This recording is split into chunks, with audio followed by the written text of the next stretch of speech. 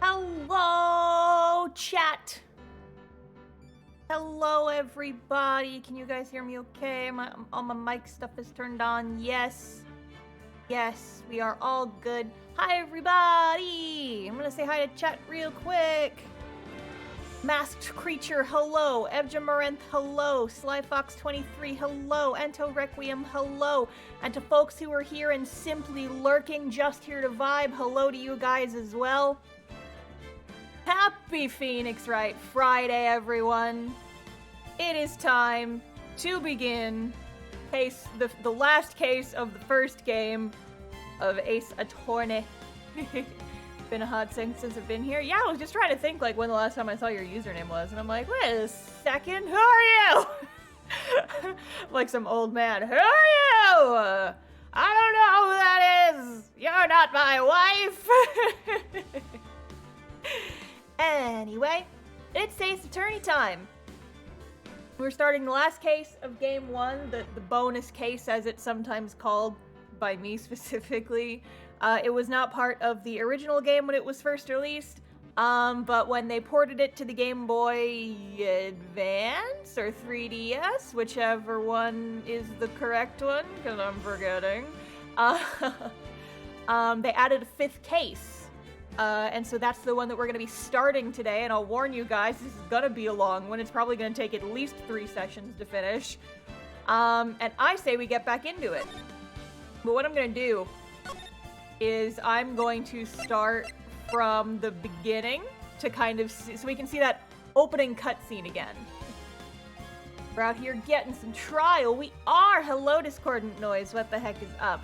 I say we watch this again so that for those who missed the end of last stream, you can still see the opening cutscene from this special bonus case. Because it's a doozy.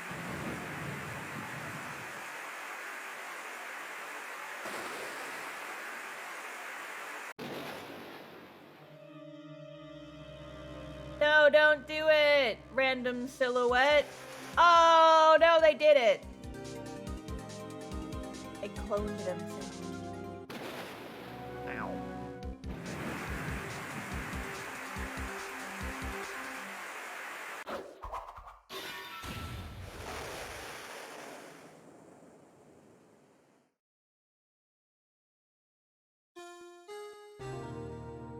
Dun dun dun. Oh no, Moida. It's true. It's true. It's been 2 months since Maya left the office. 2 months without a single trial. Had offers, but none I took. That is, well, the day that girl showed up. Phoenix, why didn't you take any trials for 2 months, my guy? Is it because you don't have your stereotypical weird girl with you and you can't go to court without a weird girl? That's kind of a tradition in Ace Attorney, is that each character has their traditional, weird girl that follows them around. Oh no, Moida. I don't know anything about this game other than a girl the MC knows gets framed a lot. Yeah, she's not in this case, unfortunately. But, let's go! February 22nd, 10:02 a.m., Wright & Co. Law Offices. Yeah, Phoenix, don't you need trials to, like, pay the rent, my guy?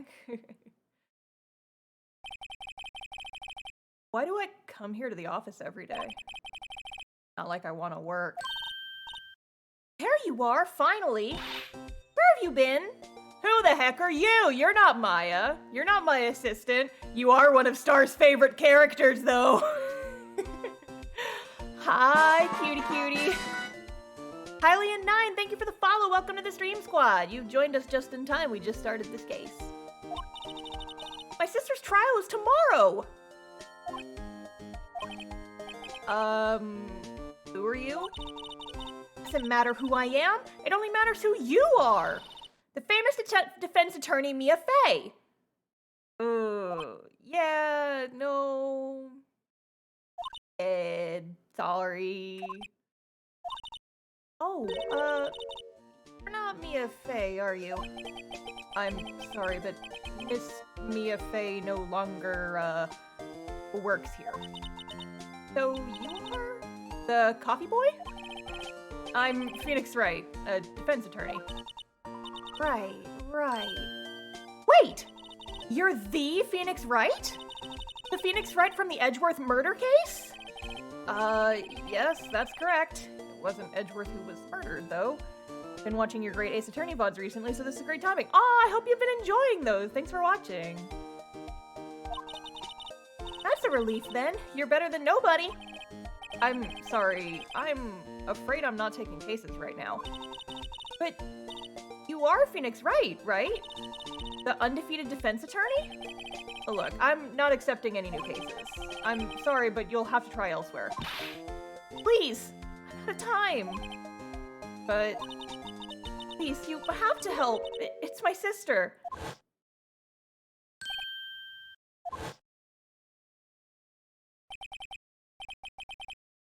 It be? Okay, you remind me enough of my original weird girl that I'll hear you out. Really? Thank you so much.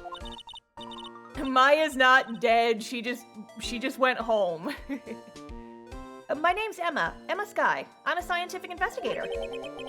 Scientific investigator? Emma, was it? So you're a scientific investigator? That's what they said about Elvis. Maya's fine. She's literally just not in this game because, again, this game was originally not in, or this case was originally not in this game. And they ended the last game with Maya leaving, and then they start the next game with her coming back. Sorta, kinda, we'll get there. And so since they wanted to put a new case in this game, when they ported it, they gave us a new weird girl, who I honestly like a lot better than Maya. She's a precious baby, and she's... I'm sorry, Maya, but she's like... full. Maya does stuff, and she's cute, and she's the OG. We respect her, we love her, but I love Emma so much. Yes, that's right. Is something wrong? I'll also say right up here at the front, I will say here right up at the front, I do not remember this case very well. So I may be misremembering some stuff. I think the last time I played these games was like 4 years ago, approximately. Emma's less of a disaster. That's a good way to put it. Is like she's got a slightly more organized head on her shoulders, and she does stuff. Oh, Automod, it's fine. We allow some bullying of fictional characters in this chat. Maya's fun. She's like a fun type of disaster most of the time, but I'll admit she's not my favorite. She's not my favorite. I'll just leave it at that. But yes. No, it's just you seem kind of jumpy, or maybe just young. Young? I'll be 16 years old this year. Oh, I see. Wait, only 16? I'm set to be formally assigned to forensics in 3 more years. My work is becoming quite well known. At my age, no less, because I'm an Ace Attorney character, which means that my career starts at 10. So what exactly is your current position, then? Well, legally speaking, I guess you'd call me an 11th grader. But I'm ready to do my job, at my age, no less. Great, another future professional in training. With cute glasses and a cute outfit and a cute little bow. I'm a fan of cute little red bows, in case it's not abundantly obvious. Everybody in this game is a fucking prodigy.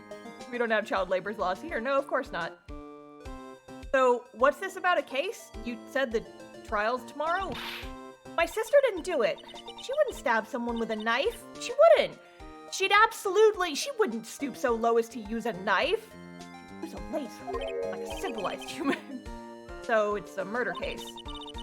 I don't care if there's a witness who saw her do it. She didn't do it. I know she didn't do it. It's a scientific fact. And there's a witness. Just talk to her. You have to talk to her. Right. I suppose I will. Promised her I'd bring Mia Faye, but that's interesting. How would she know Mia? So you want to be a scientific investigator when you grow up, then? Excuse me? I'm not a child, I'll have you know. I'm a teenager! Still, it's good to have a goal, albeit a very unusual one. I believe investigation should be done scientifically. Don't you? Yeah, sure can't fault her for a lack of enthusiasm. This case is handled scientifically. I'm sure my sister's name will be cleared. Your sister? I've been doing research, you know. I'm developing a new scientific method of case investigation. I'll show you when I'm done. I'm looking forward to it. Still not supposed to be helping me with court cases. She's younger than Maya. Weird girls are allowed in the courtroom. It's a loophole. Guess I should get down to the detention center and talk to her sister. After we talk about her relationship to my mentor who's dead. My sister asked for Mia specifically. This Mia Fey person was a few years below her in school. So they went to the same school, huh? She always told me to go to Mia if I ever needed a defense attorney. And, well, I need one. Incidentally, Mia is a woman. Now that you mention it, I guess it is more of a woman's name than a man's. Well, it's nice of you to help your sister out like this. You must be close. Well, actually, when she gets like she is now, I kind of hate her. Huh? But she's my only family. Your only family? What about your parents? They died in a car accident when I was little. Oh, I'm sorry. And on that note, let's leave!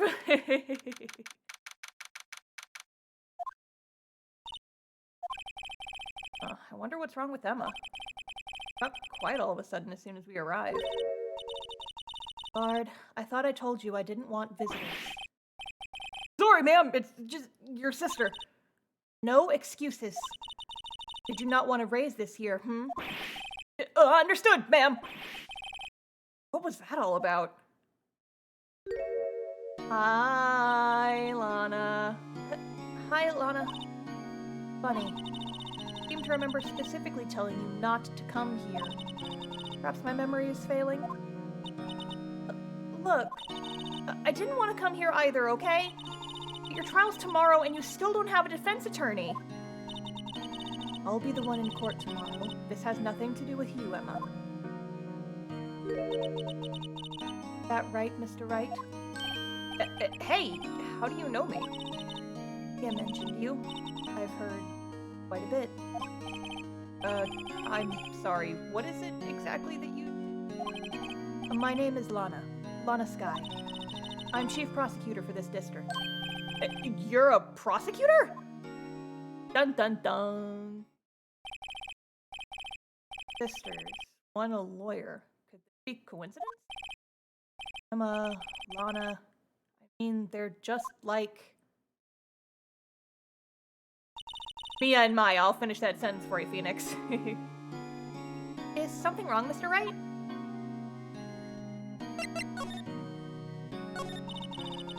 There's something you should know from the start. Which is? The suspect in this case has confessed to the crime. Huh? Oh, wait! But the suspect is... I did it. Well, Mr. Wright? Well, why don't you begin by telling me exactly what happened? The crime took place yesterday, February 21st at 5:15 p.m. That's quite specific. It was in the witness's disposition. The witness clearly saw me committing the crime. That was a bit of bad luck, wasn't it? The crime took place in the underground parking lot of the prosecutor's office. The body was found in the trunk of my subordinate's car. Prosecutor's office, huh? Subordinate's car trunk? Classic. I was arrested on the spot, caught red-handed, as it were. Oh, that's just great. So, who was the victim? An investigator with the police. I suppose the correct term is detective. Hey, real quick, you guys, how's the audio? Is the game audio too loud, or I can turn it down if I need to? How's it? I was fiddling with the audio levels right before this. I can turn it down if I need to. It's good? Okay, I'm trusting you guys. Detective? Death was due to a loss of blood. He was stabbed once in the stomach. By you? Death wasn't immediate, but the wound was fatal. I see. Allow me to repeat myself, Mr. Wright. The victim was a detective. You know what that means, don't you? Uh-oh. What? Mr. Wright, what does it mean? Well, it means the police department will consider a matter of pride to have me found guilty. Will use any means at their disposal to do so. It gets worse and worse with everything I learn. So, you're the chief prosecutor? That's correct. I'm responsible for overseeing every trial handled by prosecutors in this district. I make sure the prosecutors have what they need to do to the job and manage every aspect. Those are my responsibilities in a nutshell. That's an awfully large nutshell. Still, I'm a little surprised. I would think you'd recognize this district the chief prosecutor, Mr. Wright. Huh? In fact, it seems impossible you wouldn't. Lana? What happened to your hand? Oh, this? I cut myself by accident. When I stabbed him, that is. Huh? I'm not very good at being a criminal, I suppose. Am I supposed to defend this? Time to change the subject. Wait, she was in the class ahead of Mia, wasn't she? You were in school with Mia, correct? A few years above her? Emma told you that too, did she? Well, why not? I did drag him all the way here from his office. Although it seems he has very little in common with Mia. Hey! I was in law school. I was in my 3rd year and she was auditing the class. Just different than the other students. Different? She was strong. She'd do anything to become a defense attorney. Anything. That was probably why she was attracted to me. Excuse me? Intellectually attracted. Lana was top of her class in school. I was the best there was. Oh. I'm doing pretty good in school too, by the way. Sounds a bit different when Emma says it. Well, Mr. Wright? Excuse me? As you can plainly see, I'm admitting my guilt. I think it's safe to say there's no way you can take this case. None. But Lana! Why are you doing this to me? You never think of anyone but yourself. No, you didn't do it, Lana, I know. So how can you say you did? If I lose you, I'll be all alone. I hate you, Lana! Baby. Mr. Wright? Yes? I believe our discussion here is ended. The rest, I leave to you. You mean you're requesting my services as your defense? Lose any sleep. Your client has confessed after all. The case is over. Right. I'll do what I can to get to the bottom of this. Yeah, you missed new cuties. You didn't miss too much. Lana has confessed to the crime, yes. But something doesn't fit. That look in Emma's eyes. Something else going on here. And I'm gonna find out what. Sorry, Mr. Wright. Huh? About what? My sister. She's not always like that, you know. Never expected to be defending another oops. I just never expected to be defending another prosecutor again. She's changed a lot. She used to be so gentle, always smiling. Everybody liked her. I see. Sorry, but I'm having trouble imagining that. What happened to her? I don't know for certain myself. I think maybe she... well, maybe not. Sounds like there's something there that defies a simple scientific explanation. Well, let's go check out this underground parking lot at the prosecutor's office, shall we? Okay! Let's go! Choo-choo! So this is the lot where it all happened.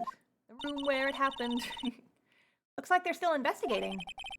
Funny that my first visit to the prosecutor's office should be like this. Hey everyone! Keep up the good work! Hey, what are you thinking? Well, they are going to be my coworkers 3 years from now, after all. No harm in saying hello. Actually, there is. You know attorneys aren't supposed to examine crime scenes. Try not to stand out too much here, see? Who is this? Hey there! Oh no, I know who I know who this is! You expecting to go unnoticed round here, partner? Partner? What's up, yeehaw man? Well, what do we have here? Looks like a bambina got loose from the ranch and is up to no good. Folks gotta learn to keep them doggies tied down, partner. Mr. Marshall! God, look at this putz. So freaking great. Marshall looks more like a sheriff to me.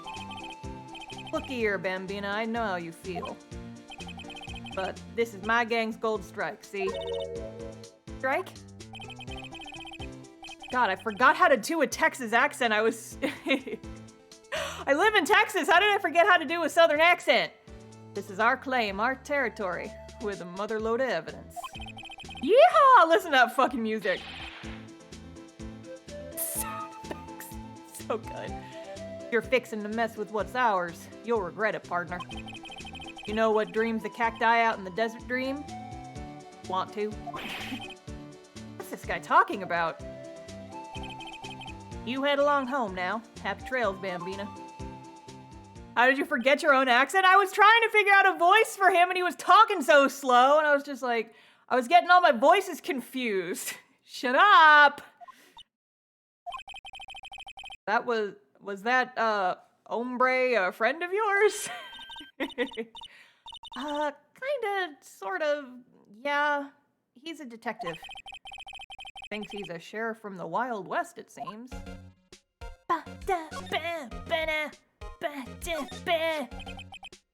What's this, a wallet? Excuse me, officer. Wait! What are you doing, Mr. Wright? What am I doing? I just found this wallet, so I'm handing it over to the police. I don't believe it. This is real basic. Anything at a crime scene is evidence. Let's be scientific about this, please. Just put it in your pocket. How is that scientific? Sounds like theft to me. Is there any money in it? This is set after 1-4, right? Yes, this is 2 months after the final case before Maya left. So Maya left and now we have a new top knot girl. I'm called to duty at already and at my tender age. Here, I'll teach you the trick to examining evidence in detail, okay? Who's ready for new game mechanics? By the way, her eyes are sparkling. I can tell she's been waiting for this. Okay now. Look at the court record.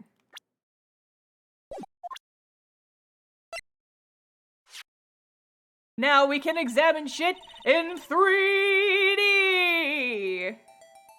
You have to be sure to examine evidence carefully from all sides. And now, let's start examining from every angle. Whee! Look at the graphics! Ooh, wow! 3 dimensions! Okay. Oh, look! I think there might be a clue here. You should check it out with the press of the A button. Okie dokie. I thought that said pollo department. Chicken department. This is an ID card. Sergeant Bruce Goodman, ID number. See, well, isn't scientific investigation useful? We got 3D now. I guess. So I don't see what science has to do with it. We just popped open this guy's wallet.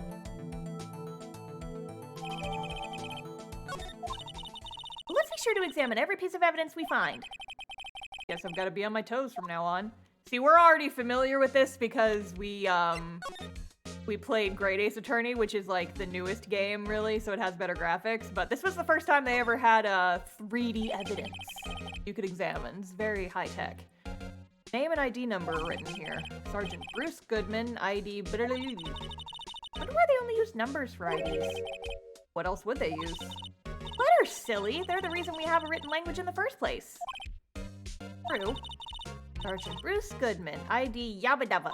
See? Wouldn't that be better? Yabba Dabba. Well, it does have a certain ring to it. Exactly my point. Doesn't take much to amuse her.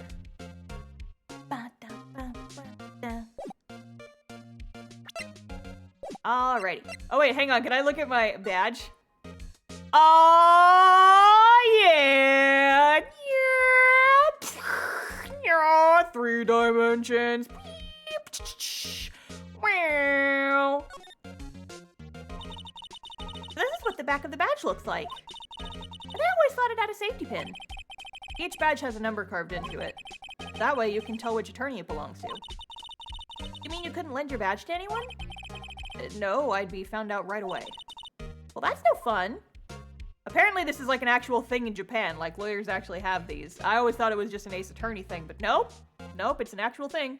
Why does it have a screw on the back? My assumption would be you can like screw a little backing on here and it makes it harder to fall off. So you're less likely to lose it. Okay, back to looking at stuff. Look, a door! This must mean something. I'm not sure that doors mean anything. No, it won't open. A mysterious lock. I fail to see what's mysterious about it. Mr. Wright, you need to learn to enjoy life more. Let's finish our investigation first, shall we? Look, a stylish glass-walled room. Very nice. You can see the whole parking lot from in there. It says security. Perhaps it's a cafe. Huh? Cafe security. Yeah, that must be it. Let's check it out later. I hate to break it to you, but I think that's probably just a security guard office.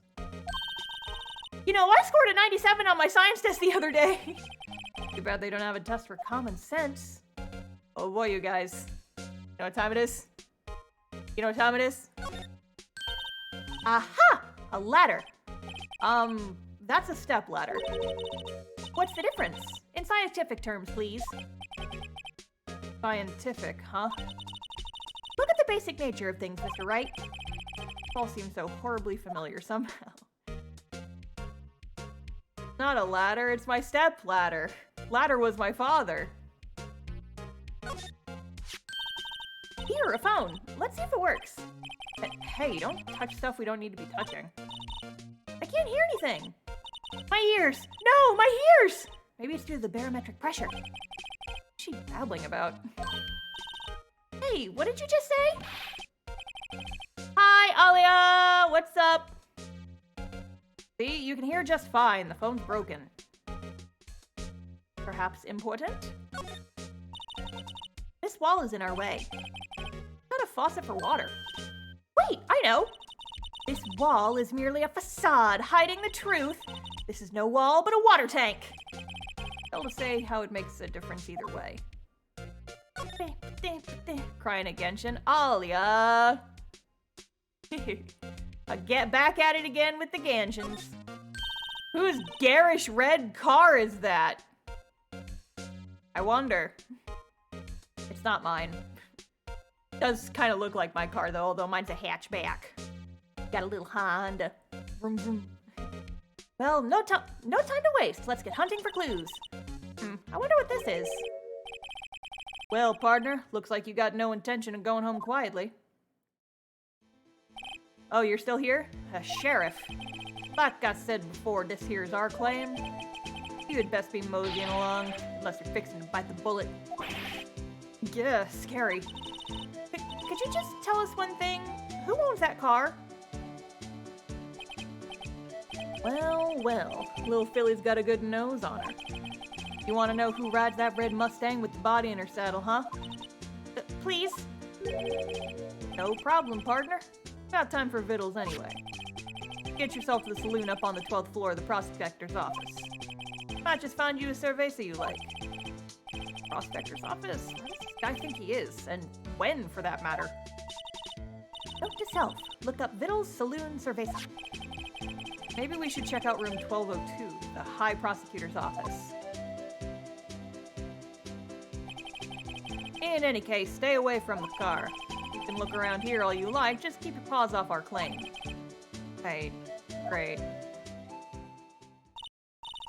Great! Maybe there's some clues around here, Mr. Wright. Let's check it out. Excuse me? Who is this? Were you two all set? Us? There's the sexy lady! Sexy lady with the jelly donuts on her hat. What's this? She couldn't be. You guys get to hear me do a sexy lady voice now. You're selling lunches here? This is a crime scene. Hello. Half and half, was it? Oh, thanks. And you, sir? Yes. Some crunchy goodness coming at you. Thanks. Way of doing business. This area is off limits to anyone without clearance, especially passers-by. Or are you officers? No, but you don't exactly look like the type to have clearance. Well, that's hardly a way to greet someone, even if my days as the cough-up queen are over. Cough-up? Huh? You know, I'm feeling kind of full. Maybe I'll pass on lunch. Hello, Madam Boy. All you know. I'm quite connected to this case, you see. The images are burned into my eyes, you might say. Oh, yes, all the sordid secrets. Secrets? Dear me, you are a slow one, aren't you? I'm referring to the murder, the stabbing of that detective. What? A witness clearly saw me committing the crime. You mean you're the witness my sister was talking about? Please, cough up queen. Stop calling her that. Tell us what happened. My name is Angel Starr. Lady's coming for my brand. I don't like you. Coming for my brand. It's spelled differently, but...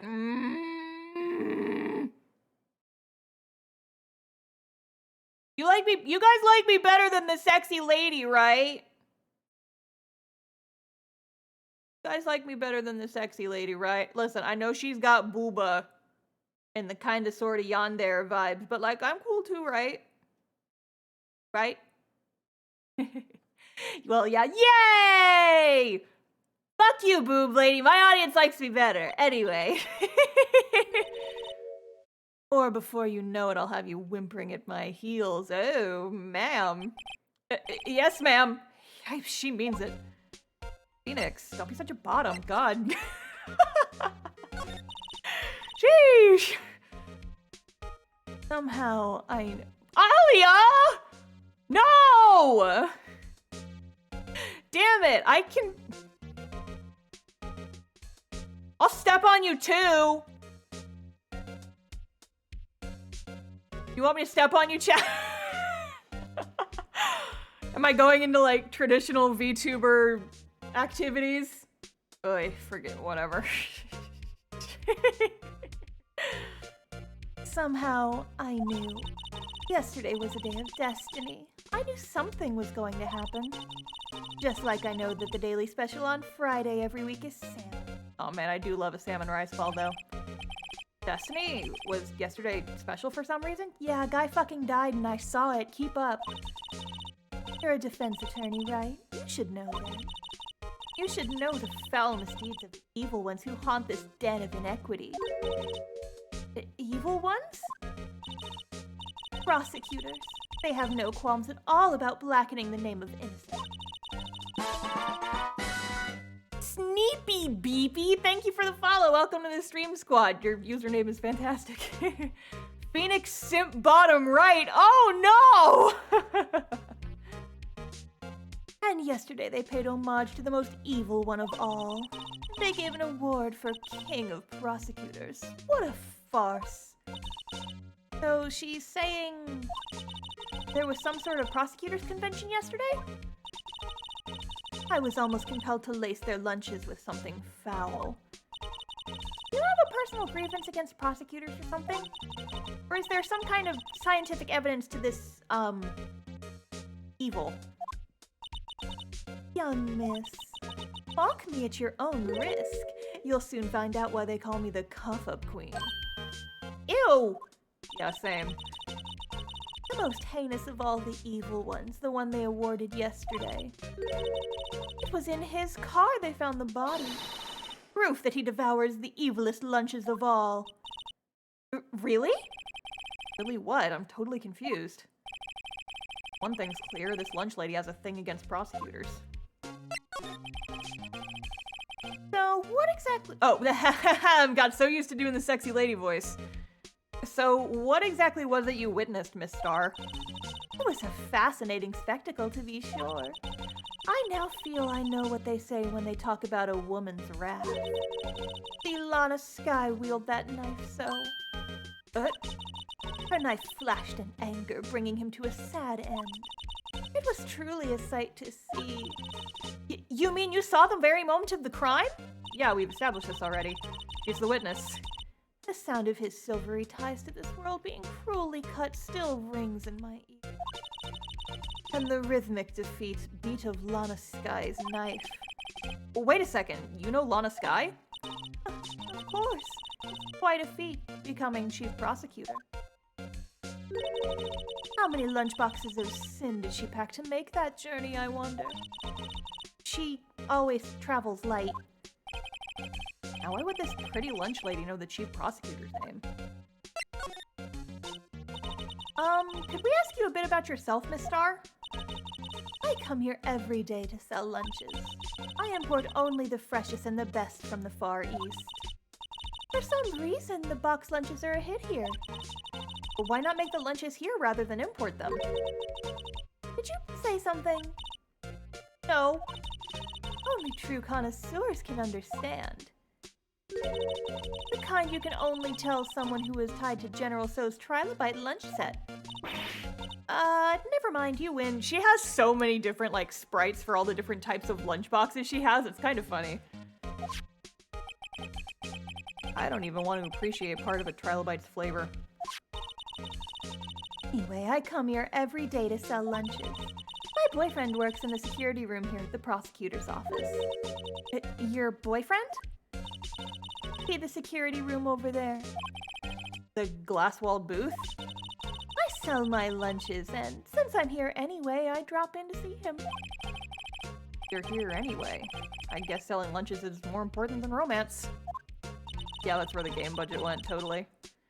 So, to scientifically analyze the data available so far, you, Miss Starr, are a lunch vendor with an ulterior motive for coming here. Full analysis. Not.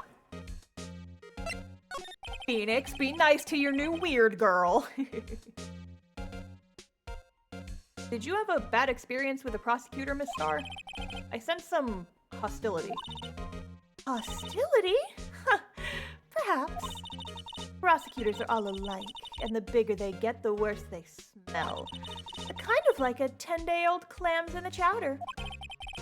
Wonder if Miss Starr was involved in some sort of legal trouble in the past. That'd be a sure cause of food poisoning. Scientifically speaking, of course. I mean, now you're talking cough-up queen.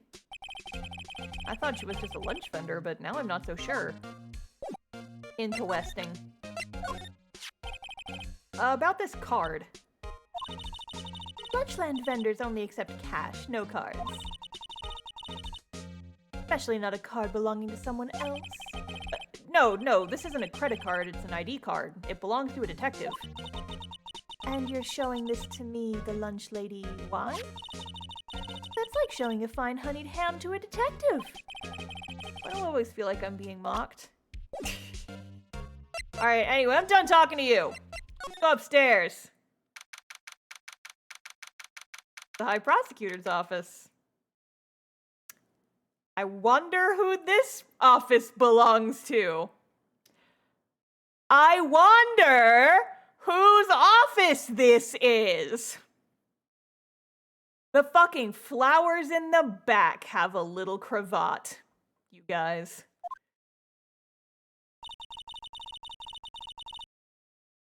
This is the kind of room that just screams, I can do the job. Quite a change from your office, really. Thanks. Look! There's a trophy or something here. Trophy? What, that shield? Takes real nerve to display stuff like this. Whoever's office this is, they must be a real stuck-up jerk. Phoenix, right. You never tire of prying into other people's business, do you? that voice? It's my boyfriend! Hi, Edgy! Hello! Long time no see, Edgeworth. Huh? Ah! Mr. Edgeworth! You know him from somewhere? Of course! I'm his biggest fan! But my sister introduced us once and...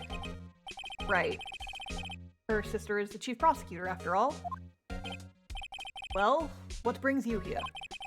I'll warn you, I've been known to be a real stuck-up jerk. Oh no, he's so sad! Oh no, Edgeworth! Oh, buddy boy! Oh no, he's sad.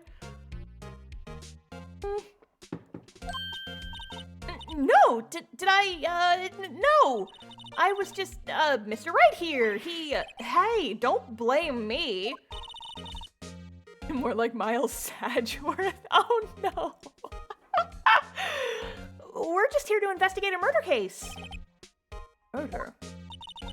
A body was found in this nasty bright red sports car in the parking lot. That would be my car. What up? Motherfucker owns a bright red sports car. Look at his fucking face. Oh my god. What? Your car? I'll say one thing, she certainly can scream. Hi, Edgeworth. Edgeworth keeps taking L's. Yup. So the body was found in your car? Go ahead, say it right. Think I did it, don't you? After we went through all that trouble to help me last year, no less. No, we don't think you did it. I mean, it was my sister who stabbed him. Wait, no, she didn't do that. I mean... Wait. So you're the chief prosecutor's little sister, then? Yes, sir. I'm Skye. It's nice to meet you again. Now, that didn't sound forced at all.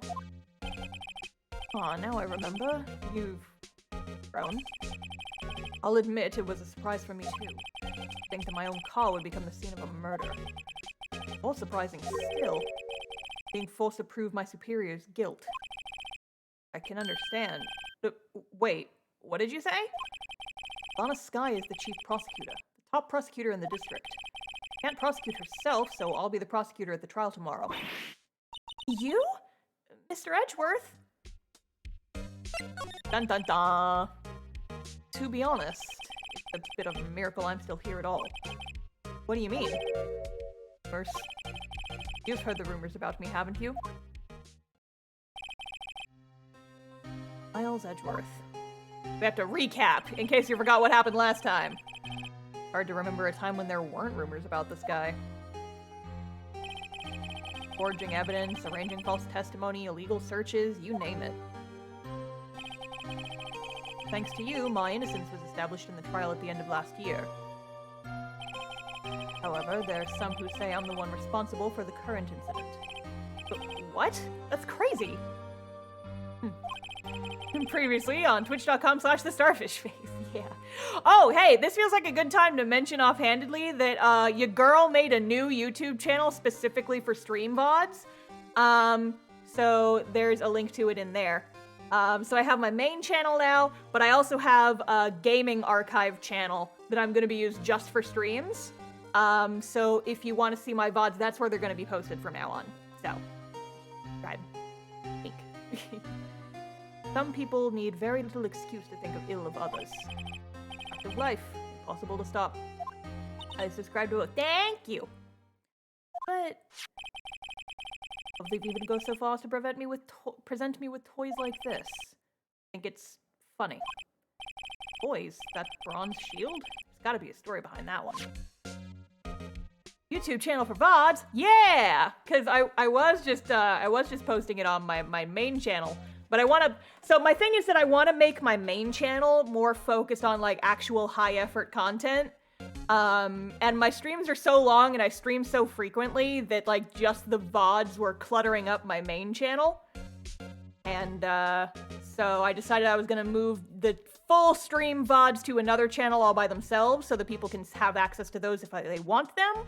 But folks who were just following me for art and like occasional stream clips and stuff didn't get stream archives shoved in their inbox all the time. Because most people who are subscribed to my YouTube channel, I think, are subscribed to me for art-related stuff, and I didn't want to scare them off with too many, like, game streams. So, you know. I'm obsessed with the rigging of your model. Thank you! I appreciate it.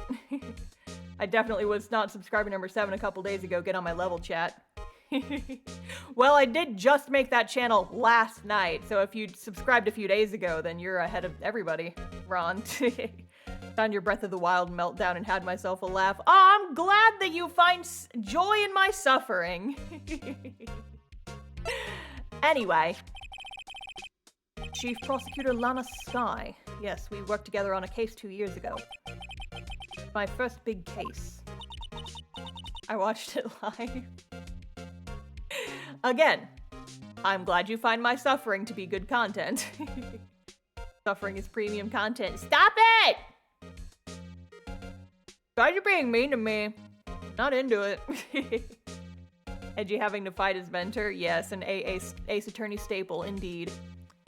That's right, I remember. 2 years ago. I wasn't even a lawyer yet. 100% agrees that Starr suffering is good stuff. Shut up! You guys are so mean! That's not supportive! You guys being jerks. Supporting my suffering. The least you could do is subscribe if you're gonna be mean to me. Although you're already subscribed. Supporting you with ad views. That's true. That is true. It's a type of support. Can't believe my chat's out to get me like this. You guys just want to see me suffer. Subscribe for suffering. Oh, woo. Yeah. Yeah, you guys want to see suffering? Come back on Wednesday when I try to play Bloodborne for the first time. That's gonna be fun. Since then, I always felt that she was looking out for me. It appears I was mistaken. Mistaken? Why? I mean, I know she's not the warmest person, but I'm sure she felt some responsibility for you. Then why? Why did she stab someone in the trunk of my car? Not only that, she stabbed him with my knife. You have to spend at least 5 hours of streaming character creation. I already promised my brother that I wouldn't do that, so... Well, what? Mr. Edgeworth, your knife was the murder weapon? Why is it also purple? To be specific, it was the knife I keep in the toolbox in the trunk of my car. Edgeworth?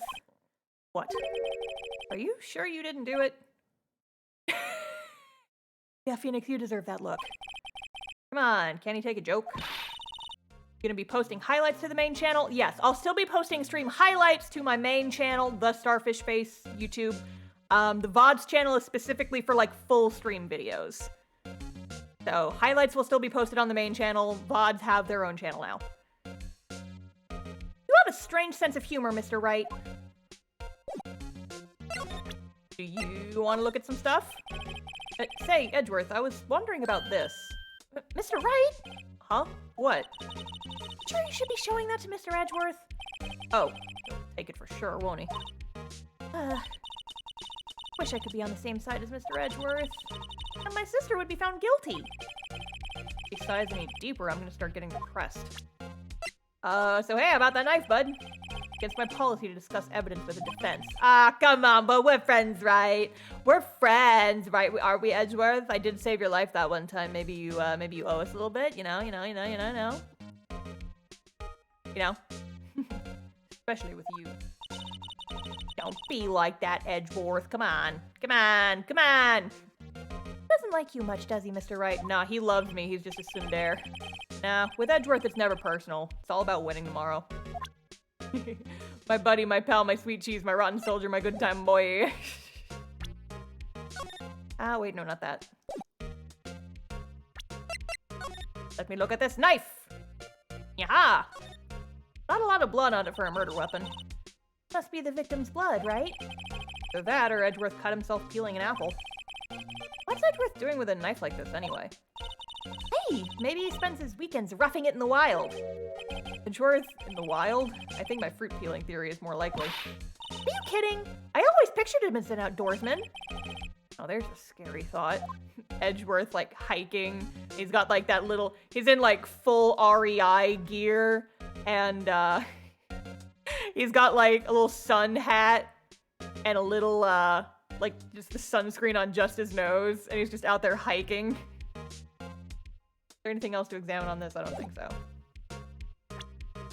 Let's be nosy in his office, because that's what we love to do. I've been wondering, what the heck is this? It has a big K on it. Huh? What's that? The King of Prosecutors trophy. King of Prosecutors? Great honor. They send that shield to the best prosecutor each year. What? So that K, that's... K stands for king? Yeah, you got a problem with that? I didn't design the thing. Lowest. King of Prosecutors. Kind of like Employee of the Month, only better. Look at this fucking old-ass outfit. Wow, this jacket is even lacier than his usual ones. This must be his lucky trial jacket. Lucky jacket, right. I've never seen him wear it. I'm sure there's a story behind what's in that frame. Or why it's in a frame. Maybe I'll be naughty and take a picture. Getting way too excited about this. My, what an amazing bouquet! Just right for Mr. Edgeworth. No kidding. Hey, there's a card on it.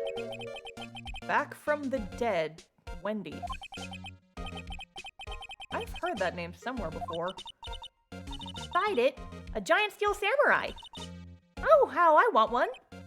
Oh, there's something written on the bottom of his foot.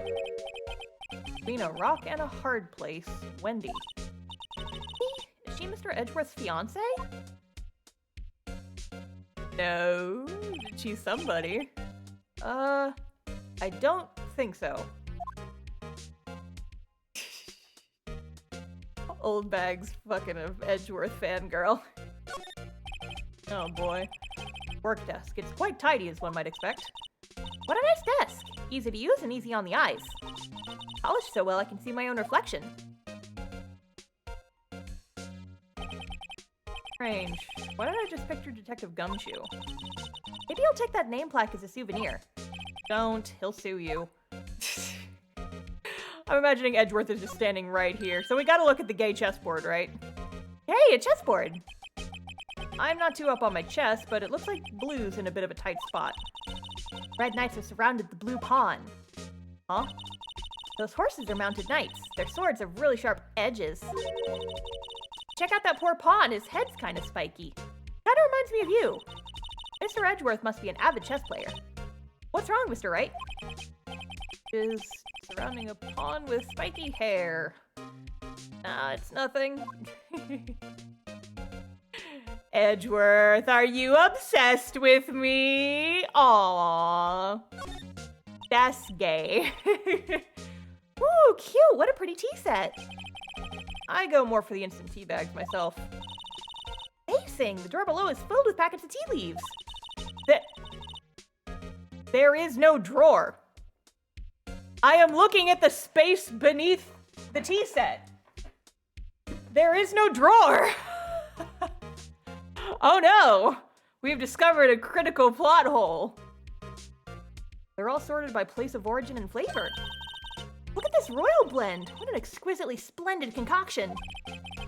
There's such a thing as taking a hobby too far. Hey, look, another ladder. Whoa, these are all case files? Backed up to the ceiling. There's even a ladder. Odd. Thought Edgeworth wasn't good with heights. He must have someone to get them for him. Strange. Why did I just picture Detective Gumshoe? I study these case reports so closely. He's so cool. I wouldn't say that if you saw him sweating bullets up on that ladder. Oh, Edgy. Edgy, my boy. Don't say gay lexicon. They were rival lawyers. Oh my god, they were rival lawyers. Mr. Edgeworth has such a comfy sofa. Sofas like this makes me want to curl up and take a nap. Betty pores over his case files here until the wee hours of the morning. He takes off his jacket, rolls up his sleeves, and goes to sleep using his arm as a pillow. Don't believe it. She's actually daydreaming about Edgeworth working. I'm gonna write fanfiction about this when I get home. I bet in the morning he has sofa hair and little creases in his cheek from the seams. He's so cool. Sofa hair is cool. I mean, yeah, you know.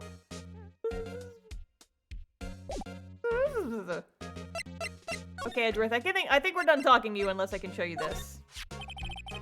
So, basically, this says you were the best of the best last year, huh? And take that foolish grin elsewhere, right? I lost a day of work to receive that travesty. Huh? Why's that? I had to go to the police department to receive that broken shield. Department? Yes, right next to the police station downtown. You've been there, haven't you? Where Detective Gumshoe works? Yeah. I was wondering something about your shield. Why is it broken? What else? What does it matter? I've got more important things to worry about. Oh, right. Doesn't seem too concerned about his award, for better or worse. Yesterday was a very busy day for the prosecutor's office. Maybe we should ask him more about yesterday? Here, actually, I want to, like, examine this trophy more because I can do that now. Whoa, it's in 3D! There's a serial number on the bottom, or something. Hey, check it out! There's a metal plate here. Looks like the names of all the previous recipients are engraved on it. Wow, one guy's listed a bunch of times. Von Karma.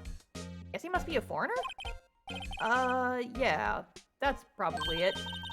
Well, wherever he's from, he must have been an amazing prosecutor. I'd like to meet this Mr. Von Karma sometime.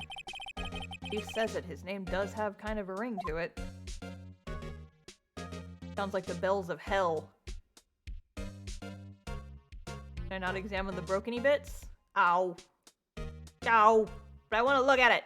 Look at this big fucking K.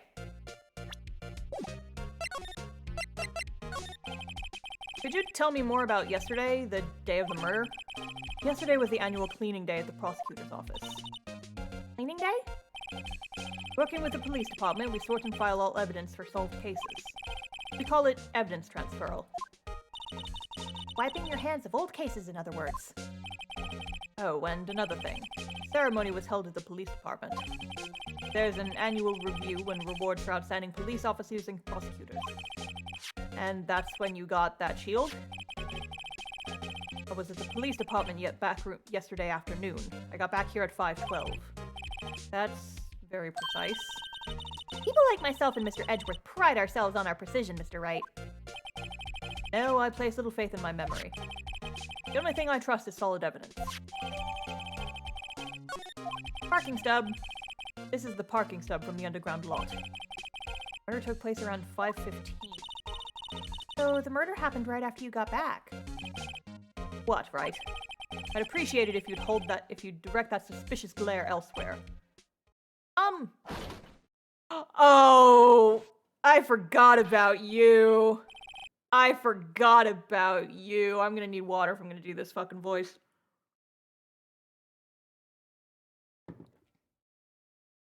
I need a voice for this fucker. Broccoli. He does kind of look like him, doesn't he? Excuse me, but is Mr. Edgeworth, anywhere on the premises? I'm Edgeworth. What is it?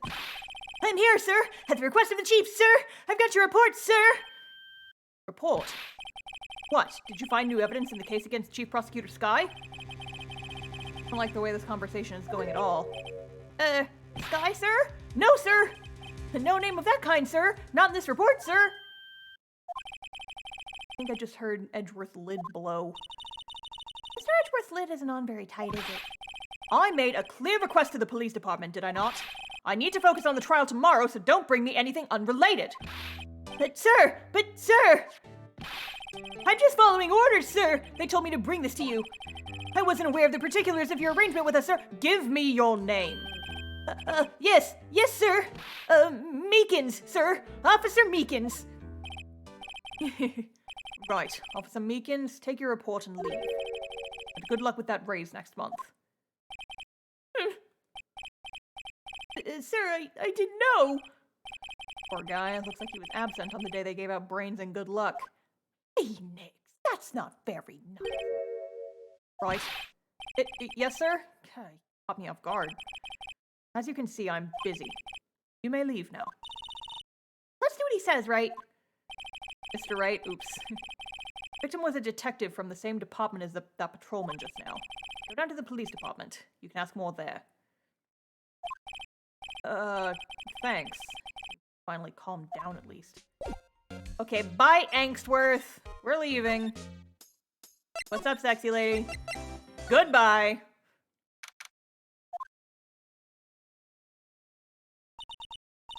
Whew, we're finally here. Why would they put this police department so far away from the prosecutor's office? Beats me. That took almost 30 minutes by taxi, and traffic wasn't even that bad. Police department, huh? I've only ever been to the criminal affairs next door. Huh? Hold on, what's that?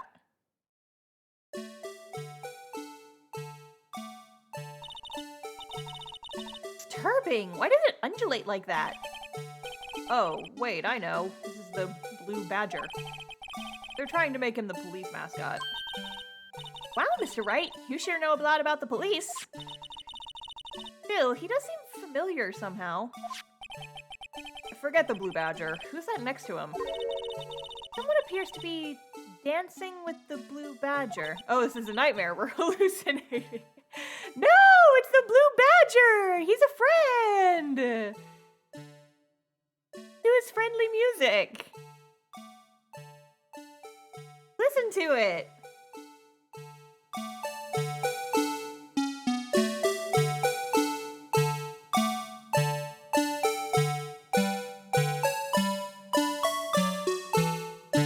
The friend.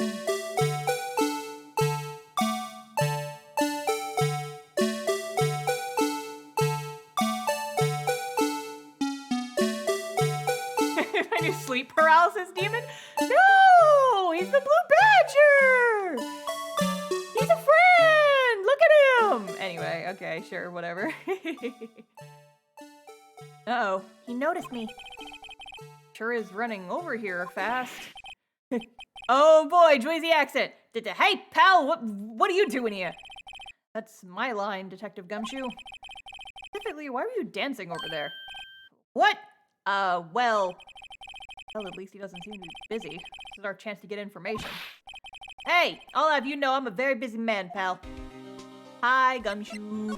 Were you dancing with the Blue Badger? Is he indoctrinating you into his badger cult? Yes. Give you one word of advice, pal. Better not agree to defend the suspect in this case. Why not? Huh? Well, it's just that the chief prosecutor's confessed to the crime. Says she summoned the detective to the prosecutor's office and she killed him. But what if she's not telling the truth? Yeah, well, no. Come on, pal, there's plenty of evidence against her. What if the evidence was faked? Hey, pal, can I speak to you for a second? Huh? Me? Why is this little girl so peeved at me? She's a relative of the suspect. She's Lana, Skye's sister. Whoa! The chief prosecutor's little sister. Just please investigate this case carefully, okay? Scientifically. Yes, sir. Oh, by the way, you might want to keep your voices down. You don't want to be overheard using words like faked. Huh? It's a sensitive issue with us these days. So, what are you doing here, Detective Gumshoe? Me? Oh, well, nothing really. They kicked me out of criminal affairs. Detective Gumshoe, what did you do this time?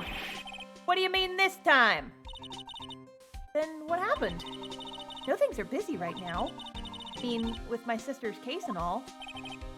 It's true. We never had a chief prosecutor murder anyone before. Only the highest ranked people are being let into criminal affairs now. Lowest ranking guy in there and is our chief of detectives. Not letting any of us rank and file detectives in at all. None of you? I know this is an important trial, but isn't that a little odd? So anyway, I thought I'd spend the day getting the Badger dance down pat. Is there anything else you could be doing? Chief of Police himself is directing this investigation, pal. and Officer Marshall was assigned to the underground parking lot. Officer Marshall? Now that I think about it, Emma didn't seem to know that Marshall guy. A patrolman in charge of a crime scene. It's unheard of, pal.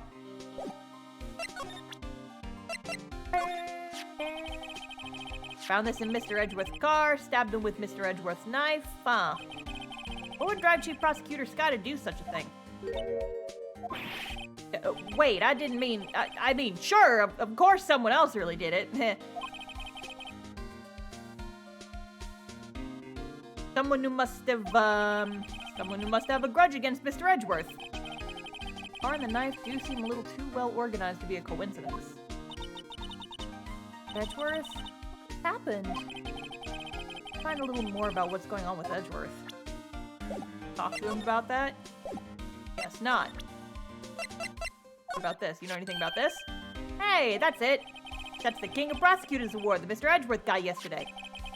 Were you at the award ceremony, Detective Gumshoe? Of course, pal! I got an award for diligence myself. Congratulations. I was wondering, why is the award a shield? And why is it broken? Oh, there's a reason. I'll tell you what it is later. Apparently, he's forgotten. But I was proud of Mr. Edgeworth for winning that award, even with all the naysayers in the prosecutor's office. Naysayers must be because of the rumors. Do you know this guy? Detective Gumshoe, what can you tell me about this? Huh? Hey, pal, this is the detective's ID card. You can't just keep that. You have to turn it into the police. People like you that really get me in so much trouble all the time. Gumshoe must drop his card a lot. Let's see. Bruce Goodman. Goodman? Sounds familiar. Nah, my mistake. But didn't you work together with him in criminal affairs? Whoa! Now I remember! Bruce Goodman! He's the victim! I thought. Tell us more, Detective Gumshoe. Let's talk about this supposed good man, shall we? So, this ID card belonged to the victim? He was a detective like myself. Detective Bruce Goodman. Don't you think it's strange? I mean, why would the victim's ID card be lying on the ground where we found it? Sleep paralysis demon, don't worry, we're gonna get back to the sleep paralysis demon, it's very important. Well, Detective Goodman should have been at the police department yesterday. I do like his sprite, he has a very nice face. There was an evidence transferal for a case he handled 2 years ago. Evidence transferal? Mr. Edgeworth mentioned that too. But Detective Goodman was killed at the prosecutor's office. Well, that's the thing. It's hard to say this, but word is that Chief Prosecutor Skye called him out there to the parking lot. Starr already purged all the sleep paralysis demons from her presence, remember? Yeah, if you're not familiar with that story, you should go on my YouTube channel and watch my video about how I got haunted. And I told my sleep paralysis demon to fuck off. And then it did, and I never had sleep paralysis ever again. True story. And Lana's confessing as much. It's a great story. Thank you, it's true. He's in a tough spot again. Again?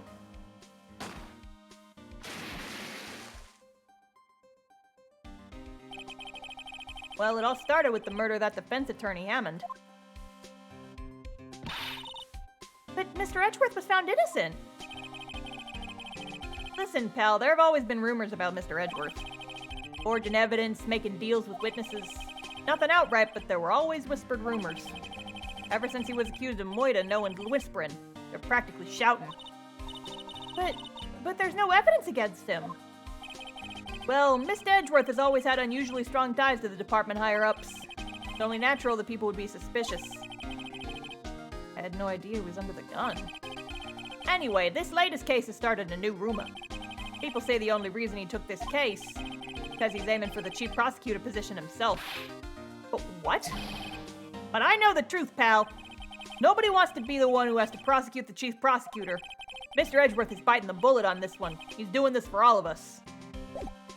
What a good guy, Edgeworth. Fuck. Sort of weird knocking noise. Probably the cat. Milo, did you kick the wall? Scare the shit out of me? You think my house is haunted? Alright, well. Anyway.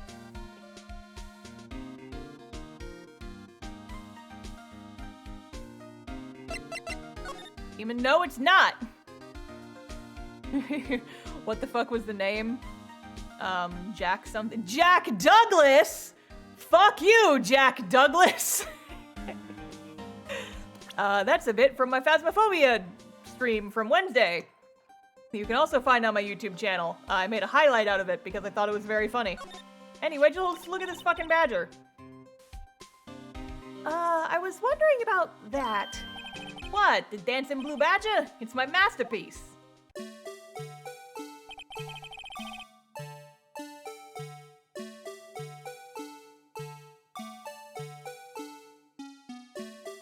You made this, Detective Gumshoe? The chief threw together some designs and I just did my thing, pal. Nice work. Battery powered so it can go anywhere. There's no switch, so it just dances until the batteries die. Badger, fated to dance until he drops. Hey, guess what, guys? He's evidence. That's all I know about that. I'm not officially on the case, you know. Thank you.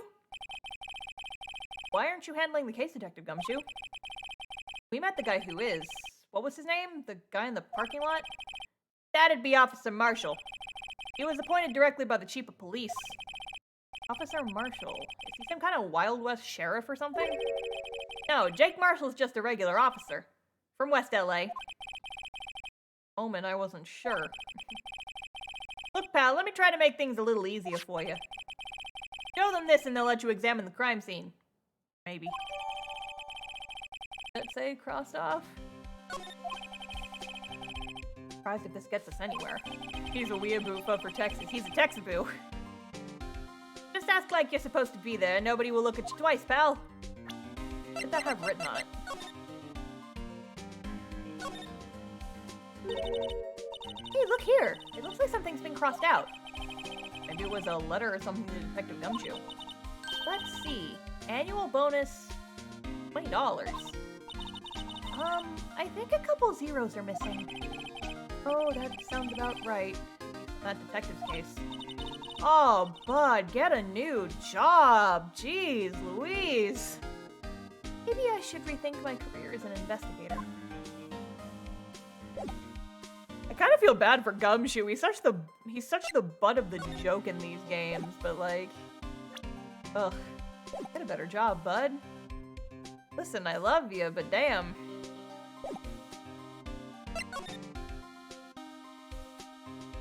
Yee-hawaboo! Oh no. Oh wait, this isn't where I wanted to go. Looks like the investigation is still going. I have to be getting back to the shop. Who is this? Sexy lady? Sorry, looks like I'll be stuck in this pit till the sun sleeps. I'll see you in my dreams tonight then, baby. Oh no, it is you, sexy lady. I wasn't sure if it was her or Marshall waxing poetic. Oh, still here? Ah, hello.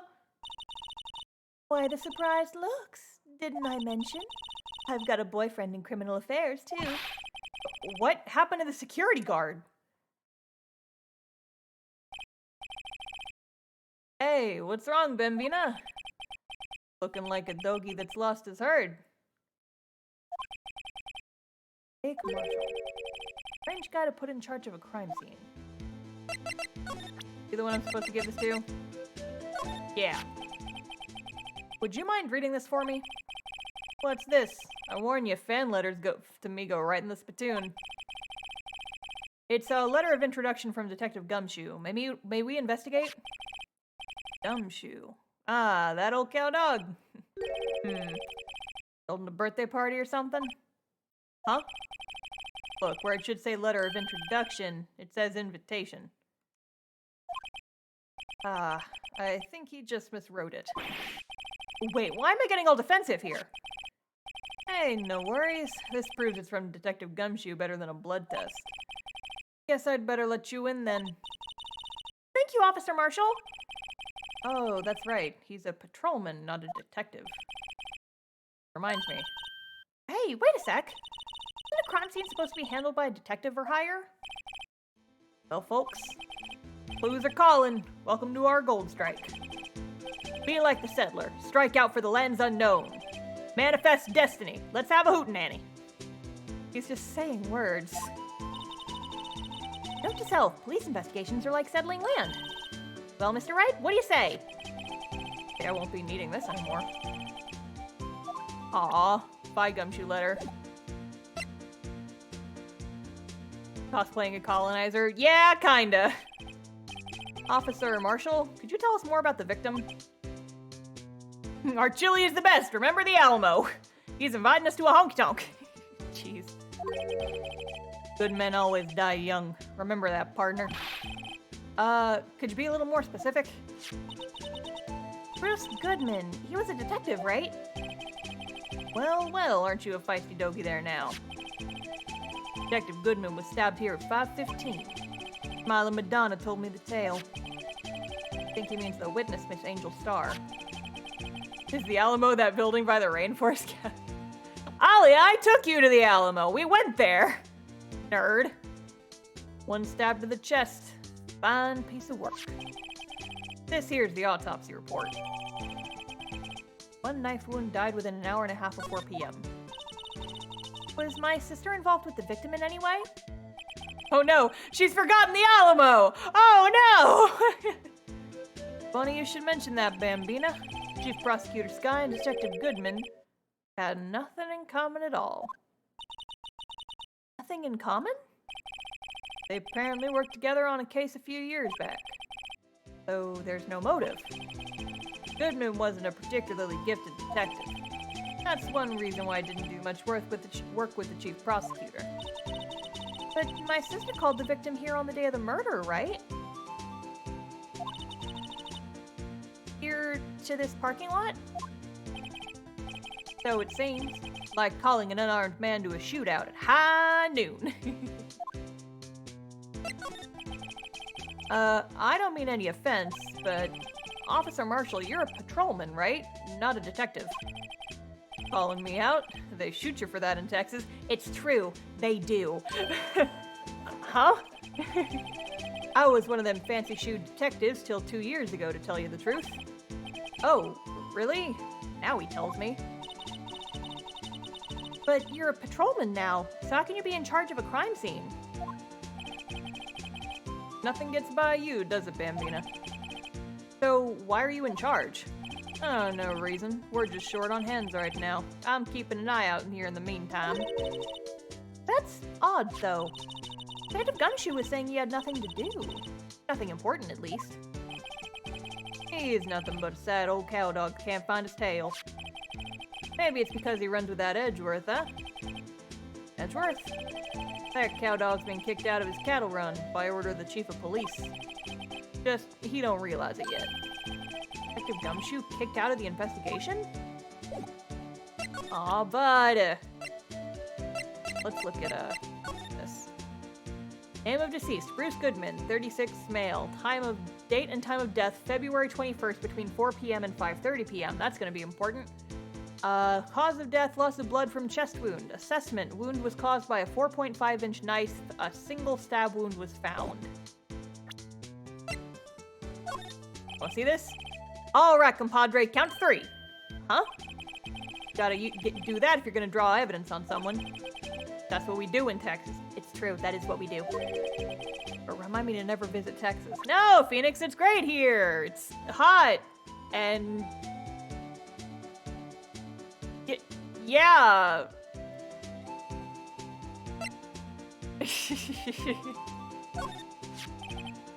5:12 p.m. Prospector's brat red steed came in at a trot, real slow-like. Don't lie on stream, Starr. Texas is absolutely hot. It was in the hundreds all summer. I was basically spent the entire summer doing a VTuber collab with my air conditioning unit. But now it's like cool enough. It's only 84 outside, so I have the AC turned off. It's awesome. Trot? My Madonna tells me the crime occurred 3 minutes later.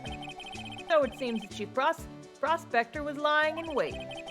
Maybe waiting for a prince to ride in on his bright red horse. Or what you mean is the killer intended to use Edgeworth's car all along. Interesting. Ah, toy shield. Suits the boy well. What exactly would you shield with that? Toy knight, maybe? Officer Marshall, don't you have anything good to say about Mr. Edgeworth? My mom said that if you don't have anything nice to say, you shouldn't say anything at all. And no one on the internet knows about that. Especially not the people on TikTok. You don't like him, right? We get the point. You know, when I was a detective, I got one of these. Let me guess. Did it have a K for King of Detectives on it?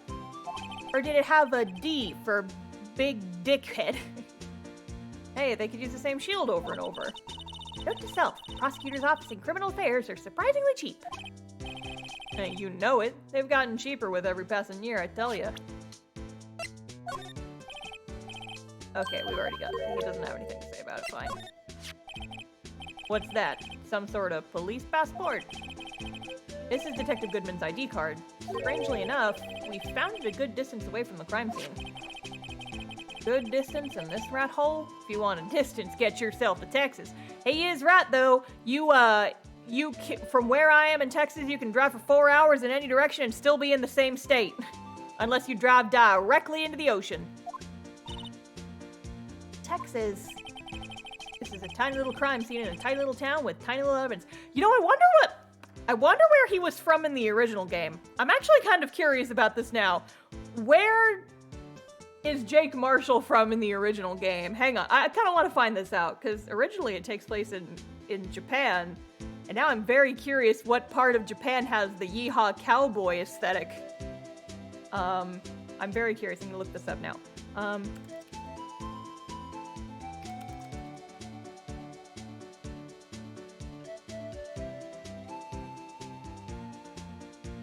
Okay, Ace Attorney Fandom Wiki.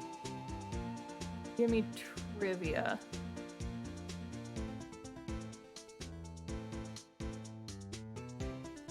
Oh, he's apparently Alex Marshall in the French version. Spoilers. Name stuff.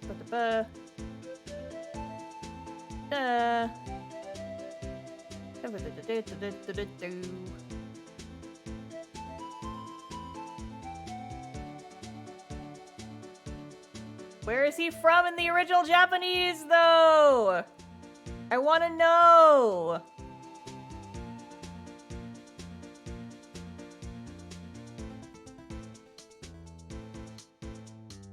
Ah.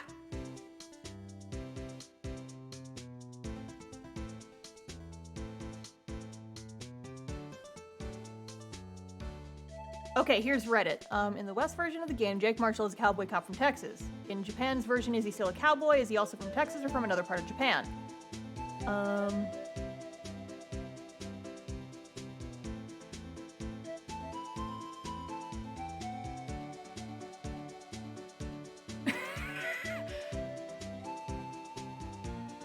No. He's literally just one of those fucking American weeaboos. Apparently. Oh my god! He's a role player! Oh no! Apparently he's like, so in the original... apparently in the original Japanese, he's actually a Japanese guy and he just pretends to be a fucking cowboy. Oh my god! Amazing! And in the comments, someone posted that, like, Rawhide Kobayashi meme. Oh my god, this fucking guy. Look at him. Look at this fucking role player ass. Oh my god, amazing. Mwah, chef's fucking kiss. Thank you. Thank you, Ace Attorney, for this gift of a weeaboo, man. A yeehawaboo. This is a tiny little crime scene in a tiny little town with tiny little evidence. Cultural appropriation. Goddamn, sir. Wow. What difference does a few yards make? Oh, what difference does a few yards make, compadre? Note to self, if you encounter suspicious evidence, think of Texas. No better way to study than to hang out with the pros. I mean, he's a professional at something. I am digging his music, though. Rawhide. This looks like a cell phone. Scientific analysis would suggest this belonged to the victim. I can't think of anyone else it could belong to. What's scientific about that? Should we check it out? Yeah.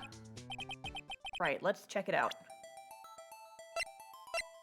I'm not controlling that! The game is moving on its own!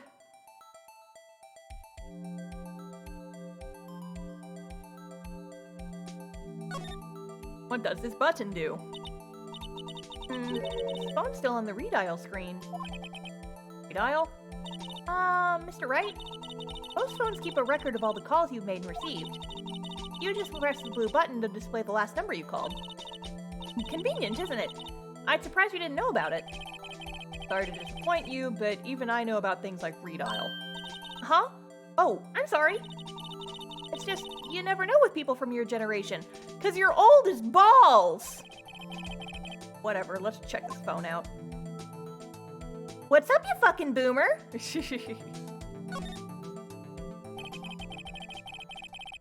Now to see who the owner of this phone called last. Note to self, a defense attorney doesn't think first, he just pushes the button.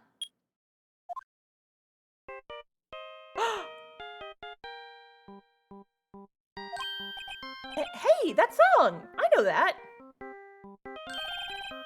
Hey, what's going on over there? How old is Phoenix? Nah, so in the canonical timeline, Phoenix is a millennial. He's a 1992 baby.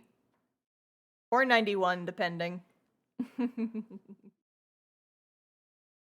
Because, I know because in the canonical timeline, Phoenix is the same age as I am.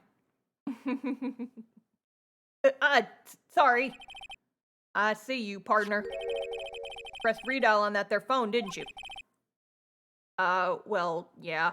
But yeah, like we said, there's exactly one point in this entire game series, that points out, like, a year, and that is that in the canonical timeline that this takes place in, 15 years ago, it was 2001, which means that this game canonically takes place in 2016, and at that point, well, wait, yes. So Phoenix Wright's age, you can extrapolate from that. Edgeworth is 24. He and Phoenix are the same age. Get it. Well, yeah. Whose phone is this anyway? It was on the ground over there. Whose is it? That belongs to Chief Prosecutor Skye. What? It's my sister's. She apparently dropped it when she was taken into custody right after the crime. Look, the last call was made right when the murder occurred. Looks like she was fixing to call someone. Except she only spoke for a few seconds, according to this. Who'd she call? No idea. Sorry, partner. Now, I got a question for you, partner. I heard a phone ring just now. One of them newfangled ringtones. Oh, that? Oh, sorry, that was my phone. What? Your phone? Yeah, it's kind of strange, but someone called me right as we picked up the other phone, a wrong number. I hope you're not lying. They shoot you for that in Texas, partner. Like you would know, you fucking role player. Uh-oh, I've incited the wrath of the Lone Star Patrolman. But yeah, so Phoenix's ringtone is the Steel Samurai theme. And that ringtone was my ringtone for years. Like that specific version.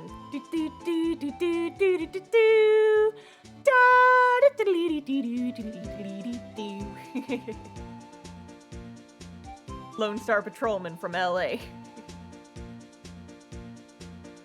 Why am I not surprised? Hush. Set in 2016 is just throwing me off. Well, it came out before then. Because, what year did this game come out in? like 2006 or 7. This rope, is it? Yep, they laid it in the outline of the victim's body. No, wait. The victim must have died when the killer closed the trunk on him. You have got to be the only person I know that would come to that conclusion. You have his fucking autopsy report that says he was stabbed, Emma! What's this? Looks like a note of some sort. Look, something's written on it. Right, let's see. 67S122. There's a name printed on the paper above that. Goodman. He fell out of his pocket when he was killed. Well, so? What does it mean, Mr. Wright? How am I supposed to know? Note to self. For deductive reasoning, go to Edgeworth, not Wright. Sure, Edgeworth wouldn't know what this means either.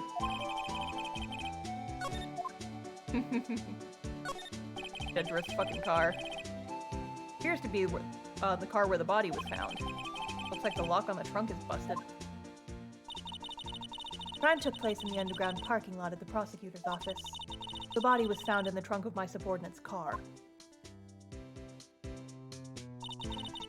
Why a luxury car? It just screams, I have money to burn. Yeah, prosecutors get the big bucks.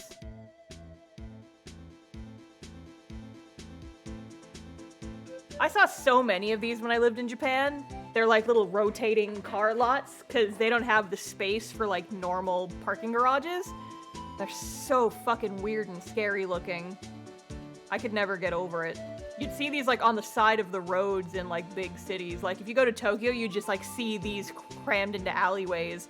It's like little carousel for cars. Wild to look at. Is that everything? No. Car vending machine, kind of. B block is through there. That's where visitors park. I can see the Lunchland car over there, far in the distance. Hey, you're right. I like the cute design on the door. See a cartoon cow munching down on a juicy-looking steak. Doesn't that strike you as a little creepy? Just don't think too deeply about it, and you'll be fine.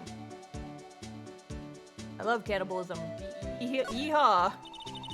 A block. This area is reserved for prosecutors. Defense attorneys are relegated to B block. I dream of the day when I'll be able to park my car here. I'll go over to B block to buy hamburgers from you, Mr. Wright. Not planning on giving up my job that soon. Damn, Emma. No little confidence in my abilities. This is where the cars leave the lot. The arrow on the ground makes it look more like an entrance. What are you talking about? It's plainly an exit. Well, maybe it's both. Kind of dual purpose. Aha! The theory of relativity. What? How to write this down? Hey, Mr. Wright! Maybe, you know, was Mr. Relativity German? Or was he British? Mr. Relativity? Are you sure that was his name? Emma, baby cakes. How are your grades doing in science? Babes? Yeah, let's talk to this fucker again and see anything else. Yes. Yes, he does.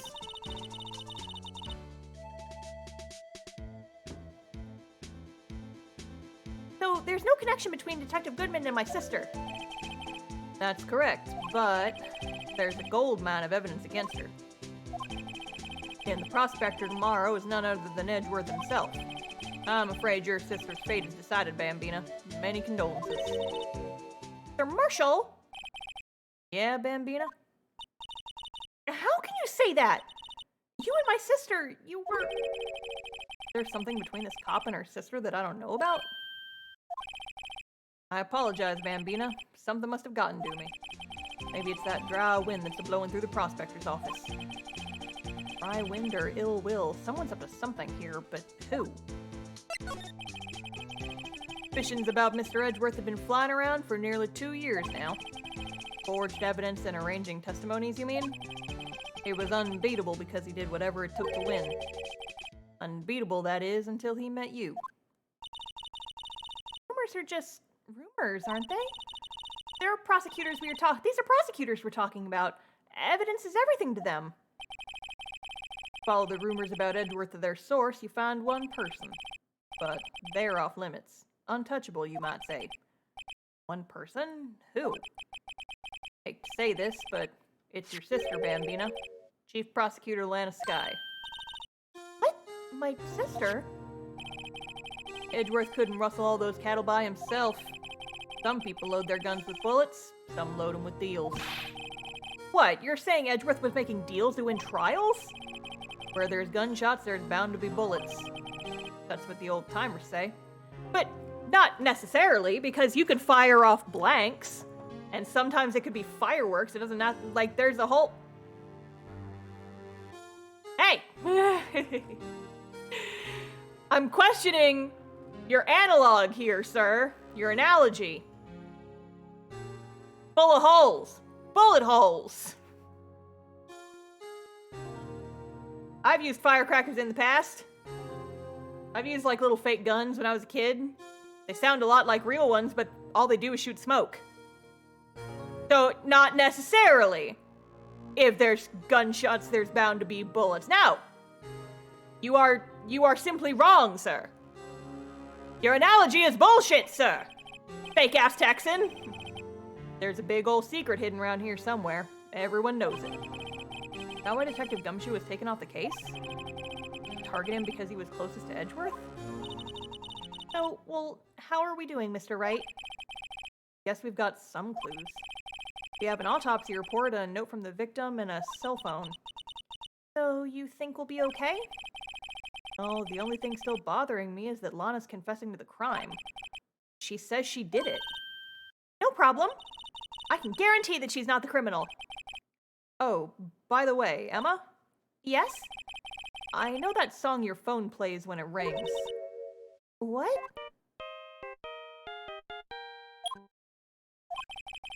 It's the Steel Samurai theme song, isn't it? That popular TV show for kids? The phone that rang earlier wasn't mine. It was yours. 5:18, just after the murder took place. Your sister called you, didn't she, Emma? I'm sorry. Can you tell me what you talked about? She hung up right away. Dun dun dun. Detective is murdered and the suspect is the top prosecutor in the district. Got a bad feeling about this. Like, maybe I still don't know everything that went on here. Definitely do not know everything that went on here. But it's time to go to court, cause hey, that's how we do shit. I'm one step ahead of you. I was already hydrating when the alert went off. Ha-ha!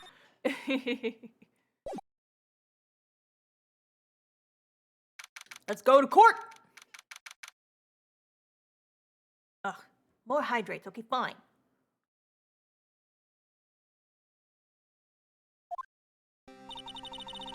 How did the investigation go yesterday, Mr. Wright? Frankly, there's still a lot of gray areas. Or rather, the whole thing is one big gray area. Don't worry about me, no matter the outcome. I'm ready to accept my fate. I believe in you, sis. You probably shouldn't. Mr. Wright, let me offer you a word of advice. Yes? Defense attorneys should never believe their client. Huh? Defendant is called to trial because they're suspected of wrongdoing. Never forget that. Miss Skye, you aren't a defense attorney, so I'm not going to listen to a word you say. You remind me a lot of Mia. There's one decisive difference between you and her, and that is she's dead. I mean, you're not a defense attorney. I believe it's almost time for the trial. Yeah, get her, Phoenix. Damn. Good luck, Mr. Wright. First trial without a Fae helping me. Gonna bail me out this time. Alone in there. So I have to discover the truth all by myself. Let's do it, Mr. Wright. I'll be with you the whole way.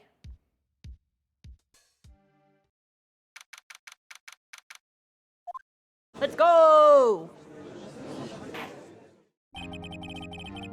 Court is now in session for the trial of Miss Lana Skye. The defense is ready, Your Honor. Prosecution has been ready for a while, Your Honor. Edgeworth. Edgeworth. Damn you. Oh, magenta suit jacket. 2 months, but I haven't been in a courtroom since his trial. All he's done is gotten hotter. I mean, I hope that personal feelings would not be a part of the proceedings today, Mr. Wright. I will choose the path I think is right, regardless of what those around me might say. Judgment to be made here is in our hands, not those of anyone else. Damn, sir. Very well, Mr. Edgeworth, your opening statement, please. Chief Prosecutor Lana Skye has committed an unpardonable crime. Not only this, but she was rash enough to commit it in the prosecutor's office lot. Ow. He's much more forceful in person. Hotter, I mean cockier, I mean... Suddenly feel like confessing to everything. However, she will now pay for her rashness with her life. There was a witness to a crime. A professional witness. Professional lunch lady. Damn it, I can't not fuck him. Well then, call your first witness, Mr. Edgeworth. Prosecution calls its first witness, Miss Angel Starr, to the stand. Cough up, Queen? Terrible nickname. And I am getting very tired of saying it, frankly. Haven't I seen you somewhere? You ordered the caviar lunch, right? Oh, caviar! I've never eaten caviar before. That is really wolfing it down. Oh, damn it, I'm hungry. I have a fiesta bowl. Oh, is that furikake? Oh, shit. That's what I ate for lunch like every single day for a while. Thanks. Will the witness state her name and profession? And you, sir? Did you order the fingerprint lunchbox? It is too early for lunch. Your name and profession, please. Well, Your Honor, how does it taste? This is why everyone raves about caviar. It's so tasty it hurts. I always thought caviar would taste like would taste like pickled tapioca. What the heck does pickled tapioca taste like? Name, profession, now. Me? The name is Angel Starr. Don't go forgetting it. I find myself running Lunchland these days. Is that what you wanted me to say, Mr. Edgeworth? Very well, witness. Please describe the incident to us. Prosecution will wait. I'm not finished eating. Hurry it up. Very well, Mr. Edgeworth. As you know, we usually call on police to provide a description of the crime. Your Honor, as Mr. Edgeworth has said to the court, I am a professional. Huh? What exactly does that mean? Until 2 years ago, Angel Starr was a special investigator with the police. First-rate homicide detective. What? Miss Starr was a detective? Yeah, I was. Ha! I know who you are. Cough up? Cough up, Queen Angel Starr, Your Honor. Long time no see. Very well. You may continue with the description, Miss Starr. Just who is this lady? I'm a woman of many talents, Mr. Wright. I may have the court's attention over here. Now I'm hungry. So the rice box that she showed earlier, the one that the fiesta bowl, frickin', like, it looked like rice with furikake on it, which is like a Japanese type of rice seasoning. It's got like dried salmon chunks and little like dried nori seaweed pieces and like all that stuff.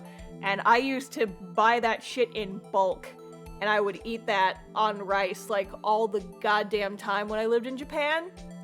And I have not been able to find a place to buy it here without like importing it that costs an arm and a fucking leg for what is essentially rice sprinkles. Ugh, but God, I love it so much, and I've been craving it so hard ever since I moved back here. And now I'm just fucking hungry. God damn it. Yeah. The parking lot at the prosecutor's office is divided into 2 blocks.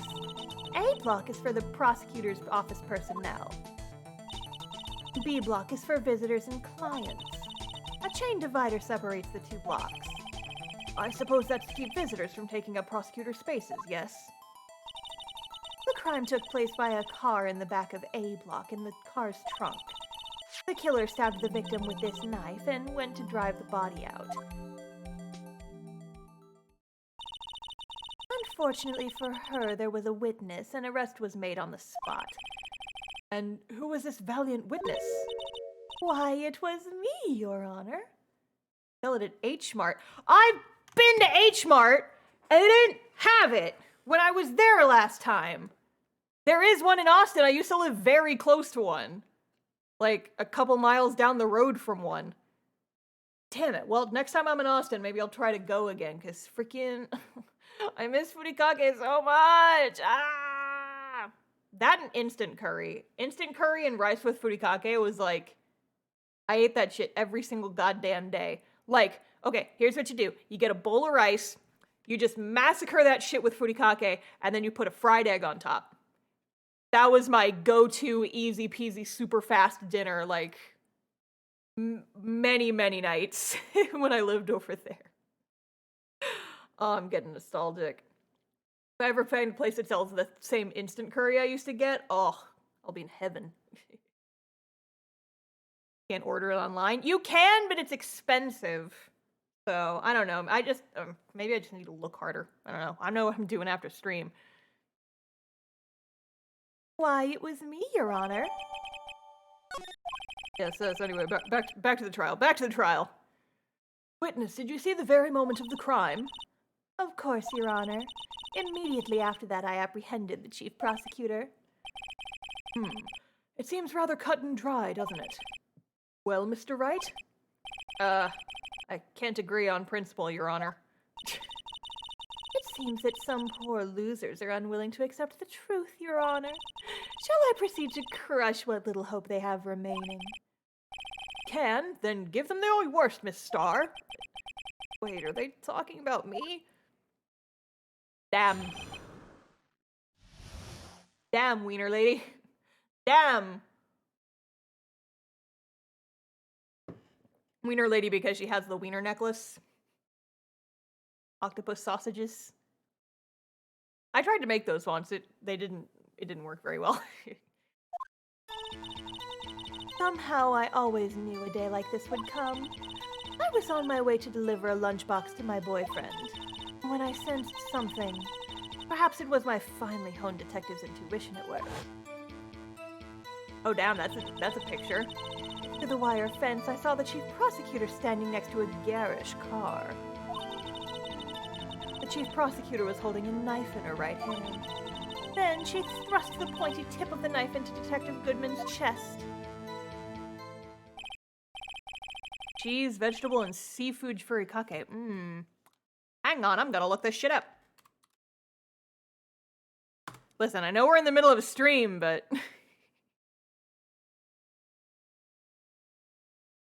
Okay. Oh yeah, they've got a bunch of different types. Kind of expensive, but... You know what? All these packages are like... It's the same type of stuff, but this is all like Korean packaging. Maybe that's why I didn't see it last time. Oh, you can get it from Instant Cart. Well, I don't have an H-Mart anywhere near me, so that wouldn't work super well. Oh yeah, and freaking rice seasoning. How much is this? Salmon rice seasoning. The freaking website. Long-held food obsessions take precedence. Yeah.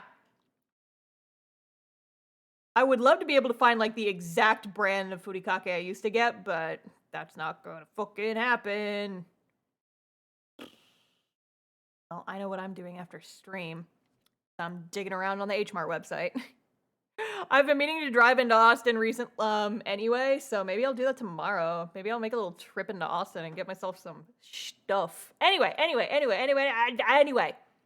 What brand? I don't know what brand because it was in Japanese. Bringing a lunchbox to your boyfriend? How touching. As you can see, there is no room for doubt. The key point of your testimony seems to be nothing other than the point of the knife which we saw being stabbed into Detective Goodman. So, how does it feel to be so utterly crushed? I'm still thinking about that. It's merely a flesh wound, Mr. Wright. A flesh wound? My bloody arm's off. No, it isn't. Very well, Mr. Wright. You may cross-examine the witness.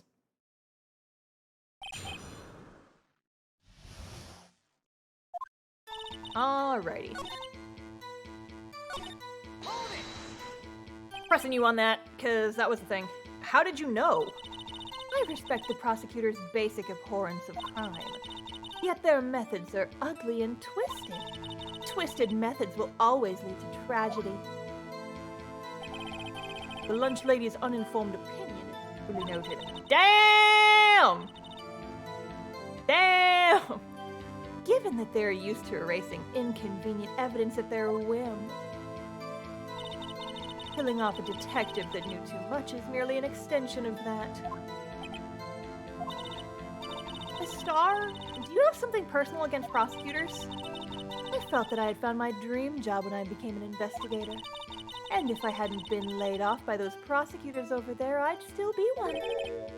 Laid off? She was fired. To me, prosecutors are nothing more than worms. That said, I am a pro, as you know. My testimony is unbiased and flawless. Very well, you may continue, Miss Starr.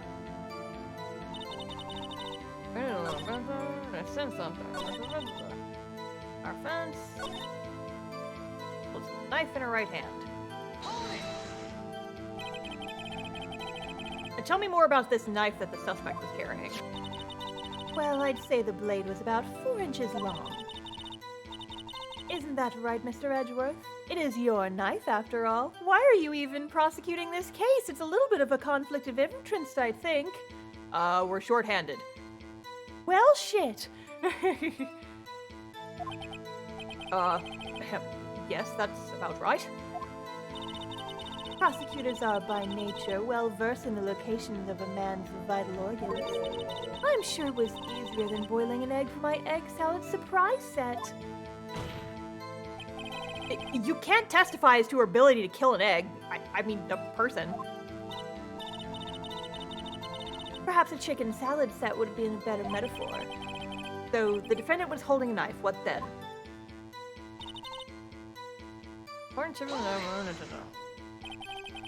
Tell the court why you didn't try to stop this crime.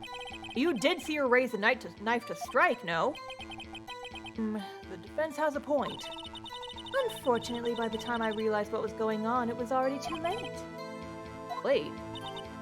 Yes, the next moment, the chief prosecutor brought down the murder weapon. I see. It's only a flesh wound, Mr. Wright. We can make it. Said that before. Anything else? Scientifically speaking, Starr's testimony is flawless.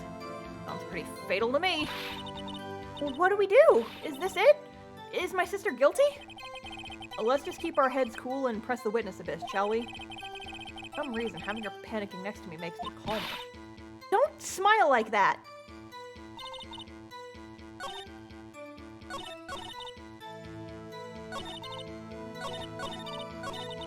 Knife in her right hand. Do we have anything about that? No prints. Okay, that could be something. Let's see if that is something. I'm gonna save first.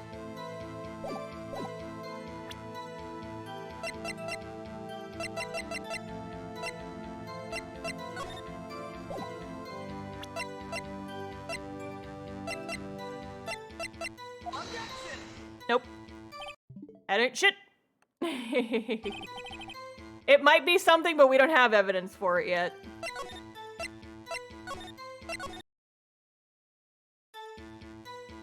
Okay. By garish car, you mean... Mr. Edgeworth's car, yes. Mr. Edgeworth's?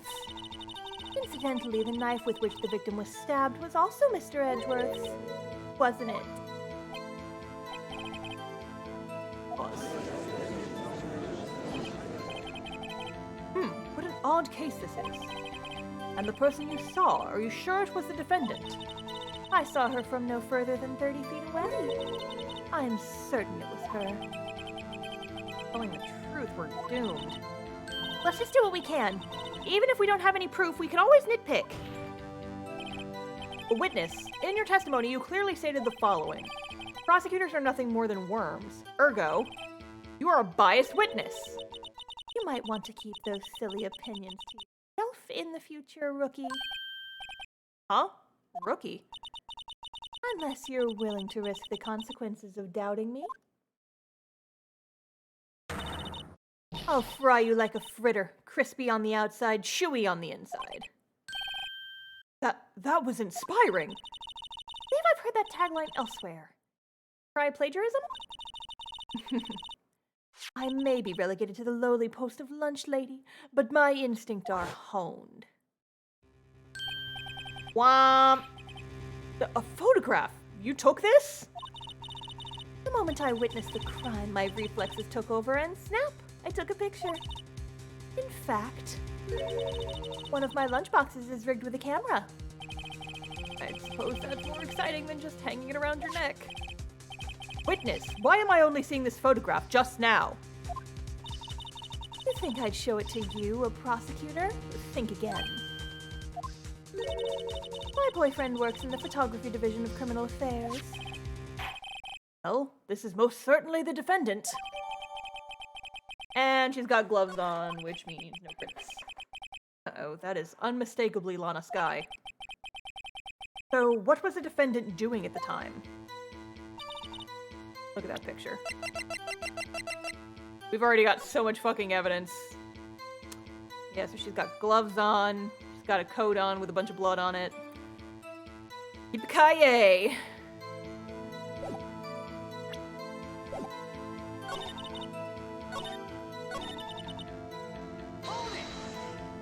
Let's just press everything to see if we can get any more information out of her. This boyfriend, he's the detective? Not that boyfriend, the security guard. That boyfriend? You have several? Yes, this boyfriend, that boyfriend, and the other boyfriend. Care to join? The yet another boyfriend position is still open for applicants. I'll stick with the lunches, thanks. Note to self, the judge had to think before replying. Security guard room is in the lot in A block. It's up on the second level, so you can see everything from up there. That would be the room with the security sign. Denley, did you bring your lunchboxes by car? Since I'm a visitor now, I parked in B block. So, she was in B block when she witnessed the crime. Okay. Sensed something? So you're saying you had a premonition of the murder? It felt like... how would you say? Oh, yes. It was like that feeling you get when you view a pumpkin chock full of seeds. I have no idea what she means. Speaking of a detective's intuition, wasn't the victim, Mr. Bruce Goodman, also a detective? Yes, well, he was like a young cheese. Young cheese? Pale white cheese, not yet tangy with experience on the streets. A greenhorn. Then I must be a hard yellowed and sharp as a tack. Yeah, with the odor of an old cheese to match. Rude. In any case, there in the lot I felt something stirring in the back of my mind. Our fence, but I already pressed this one, I think, right?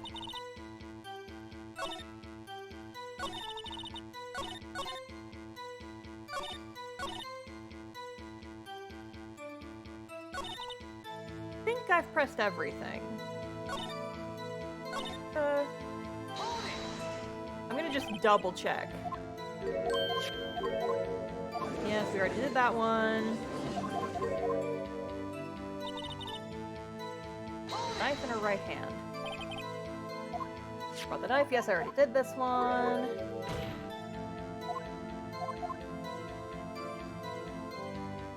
Pointing tip of the knife directly into Detective Goodman's chest. Not a lot of blood on that knife for it to be a murder weapon, just saying. save real quick. I think that might be it.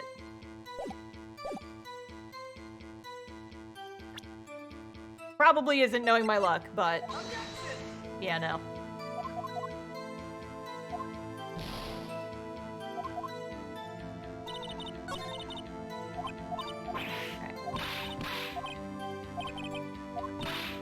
Press the witness. Yeah, I'm doing that. Did I miss something? I already pressed this one, I think.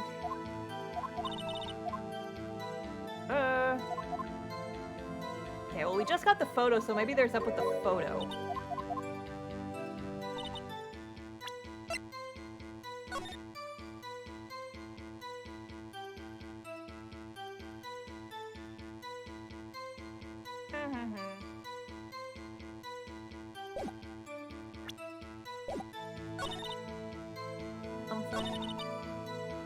Above the chief prosecutor.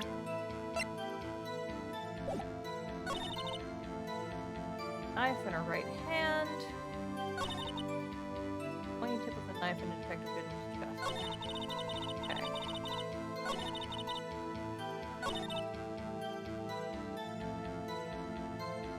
Blood on her jacket fresh. We can't really tell from the picture. It's been so long, I legitimately do not remember most of the stuff about this case. Blood from a chest wound. Single stab wound was found.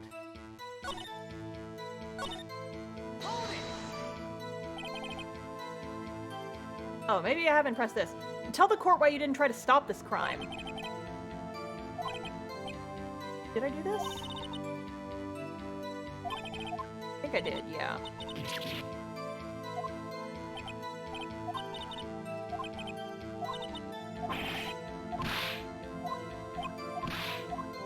I think I've pressed everything at this point.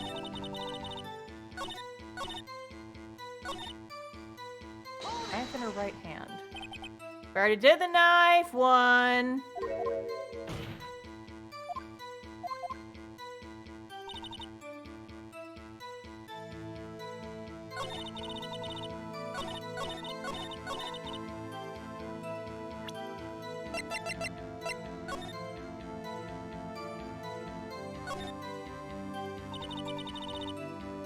The victim's blood, right? Okay, we've already got this dialogue. That's not a very safe knife to use in a toolbox. It doesn't fold away or anything. Like, you would think if it was a knife that goes in, like, a toolbox in his car, which is what he said earlier, to be like a fold-away, like, Swiss Army knife type of thing.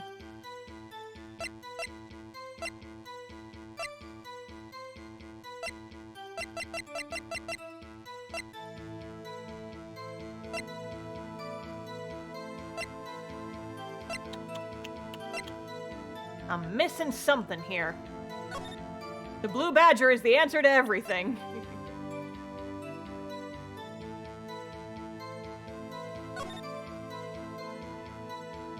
Open the trunk with her left. Can you press that? I mean, it's like, it's gotta be something about the picture, but I don't think that's it.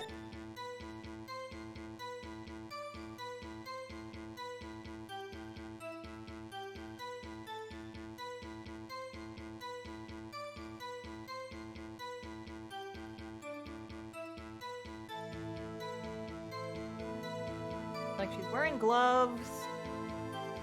Got the blood on the jacket.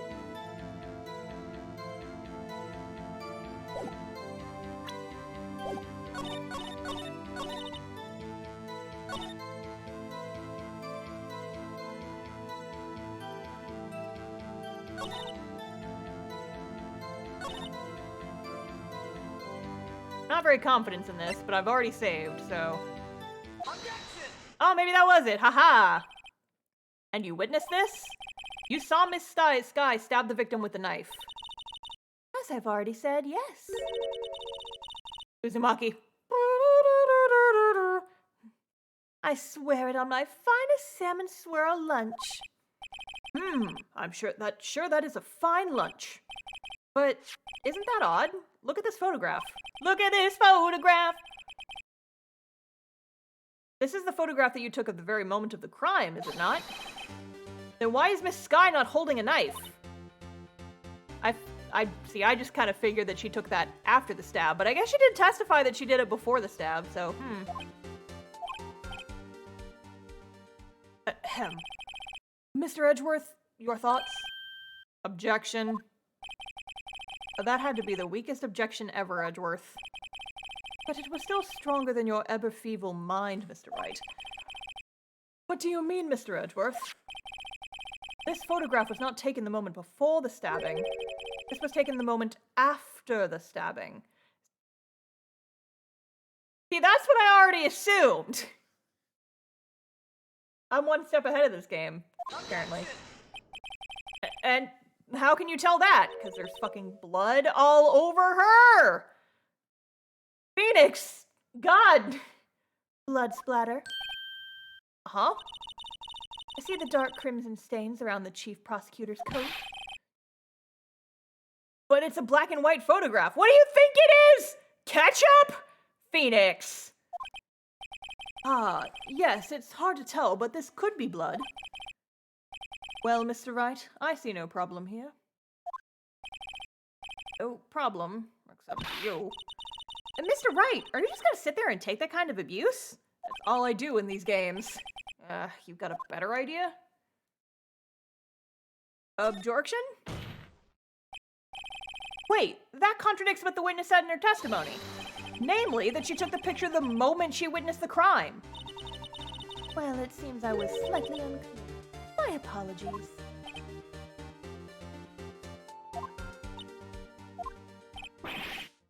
That's it? If you run out of lunch, you order seconds. Problem solved. If you don't like it, try ordering the jumbo-sized lunch from the get-go. Good advice. I'm not sure I understand it, but good advice. I didn't have time to stop her. Prosecutor Skye was cold, calculating like a robot. She killed without pain or remorse. It was a premeditated murder. Premeditated? How do you know? Look at the chief prosecutor's hands in that photograph. Well, those gloves. Surgical gloves made of a thin rubber, most likely. Why would she have those on? If it was not premeditated, she would not be wearing those gloves. A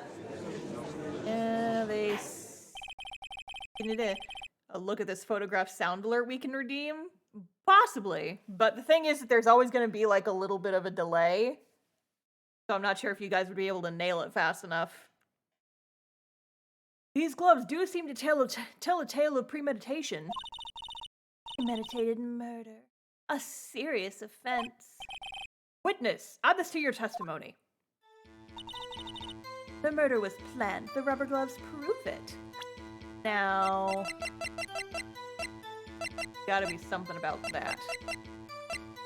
Premeditated, why'd she use the knife in fucking Edgeworth's car?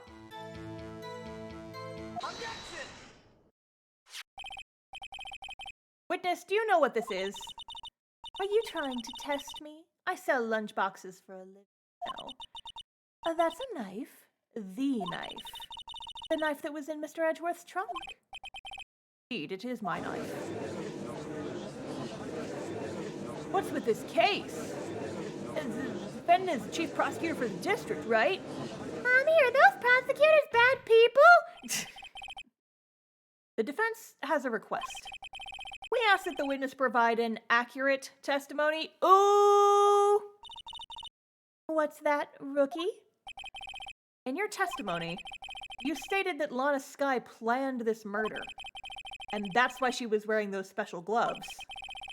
Seems like a natural conclusion to me. The gloves do indicate planning. However, why would she not also prepare the most important thing? The murder weapon. Oh. This knife just happened to be in the trunk of that car. Ladies and gentlemen, if you're going to plan a murder, you don't forget the weapon.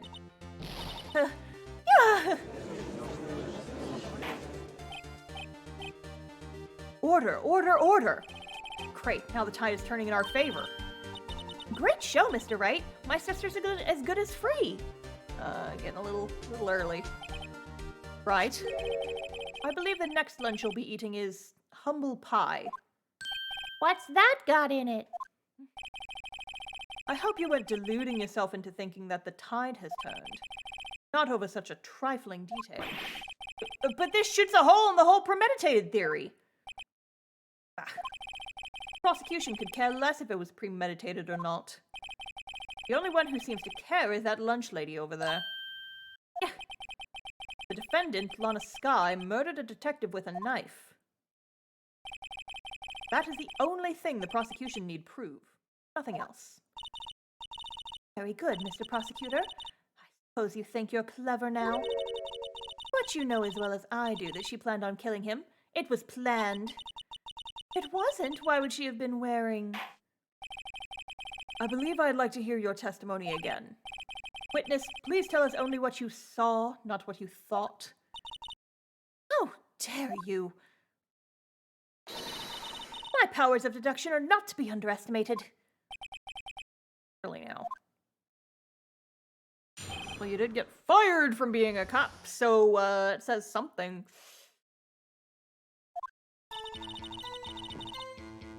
Lana Skye intended to murder Detective Goodman. That's why she called the victim all the way to the prosecutor's office. I'm sure the chief prosecutor held a grudge against the victim. Nothing else could drive that human machine to plunge the knife in again and again. Oh yeah? Hell yeah? The victim was summoned to the police department from the prosecutor's office. Does sound a lot like premeditation, doesn't it? So, if I ordered a pizza, does that mean I'm planning to kill the delivery boy? In any case, the defense may now cross-examine the witness. You guys know what it is, right? You guys know what it is, right? It's not backseating, because I already know the answer. You guys know what it is, right? You guys know what the problem here is? Multiple stabbings, yup, because the freaking autopsy report said he was stabbed once! Once, bitch! Oops, no! You say she stabbed him again and again, but you couldn't have witnessed that. Are you testing me? Then I'll test you. With my moss surprise! Afraid the moss is growing under our feet as we wait, Miss Starr. What do you mean? I shouldn't have to explain this, but take a look. The autopsy report states that death was due to a loss of blood from one stab wound. Aha! You're right! Good show, Mr. Edgeworth. Hey, I pointed that out. What a hunk! He's my hero, really. About my objection. Don't even noticed? Well, witness? You got the crime scene set, right? Oh, thanks. I always believed that no one could ever mistake ketchup for blood. But now I realize that such mistakes are possible. So, you're saying you mistook something for blood? When she lifted her knife, I thought I saw blood at her breast. Splattered blood from her victim. That's why I thought she must have stabbed him at least twice. Then tell us what you saw that you thought was blood. Testify. Red muffler looked like blood to me. That's how ghastly the whole scene was. What? Muffler! She's not wearing it! Bitch! Testify! Witness is clearly not suited for detective work. What? What's a muffler? It's like a scarf. The suspect was not wearing a scarf or muffler of any kind when she stabbed the victim. And you proved it yourself with this photograph. Look at this photograph! Huh? But that can't be! Only a professional lunch lady would be so utterly clueless. Damn, Edgeworth! Congratulations. Perhaps you finally found your true calling in life. Harsh words, but good. And Mr. Edgeworth prevails. What was my objection? Chopped liver? But it was there, but the scarf. No, not that, but something red, really. Well now, where were we? Witness has given us an entertaining interlude, but back to business. What? Very well, witness. Continue your testimony. You saw the crime and apprehended the suspect. Tell us about that. Very well. I do remember some things accurately, at least. Take the most important part of her testimony. Most important part? The part where your sister stabs the victim? Next testimony might just be the moment of truth.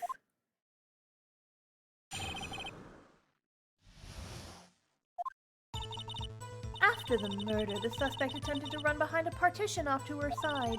I quickly caught her, explained her rights to her, and arrested her on the spot. Ah, yes, when I arrested her, she mentioned the muffler. That's what had me confused in my earlier testimony. The chief prosecutor made to escape, but against Angel Starr, resistance is futile. Sure. You're quite determined about this scarf, aren't you? I strike like a snake and bite like a cobra. That's me, Angel Starr. That wasn't a very good metaphor. First of all, a cobra is a kind of snake. Don't bother me with details unless you want to get bitten. No thanks. Note to self, Mr. Wright is weak against poisonous snake bites. The chief prosecutor tried to resist, but her efforts were in vain. She knocked my hands aside, kicked over an oil drum. An oil drum? Hard to imagine. Oh, she's beautiful, but deadly. A predator, this one. A leopard woman. Rawr. Very well, Mr. Wright. Your cross-examination, if you will. Emma's going to become the Batman. She's future greatest detective.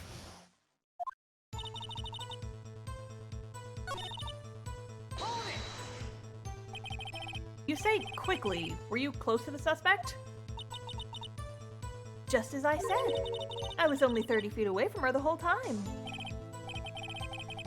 Press her for more details. Yeah, because she was on the other side of a fence. I'd like to see this on the floor plans just to be safe. The Lunchland car was... She was a visitor, thus she was parked in B block. So you witnessed the murder from here? That would make it about 30 feet from the car, yes. Is that correct, Miss Starr? Yes, that's right. But there was a chain link fence in front of you. I went over it, of course. Amazing! The cough-up queen, lunch lady athlete indeed. It would have taken her a little time to climb over the fence. Though she couldn't have gotten to my sister that fast. Yeah, that fence was about 9 feet high, too.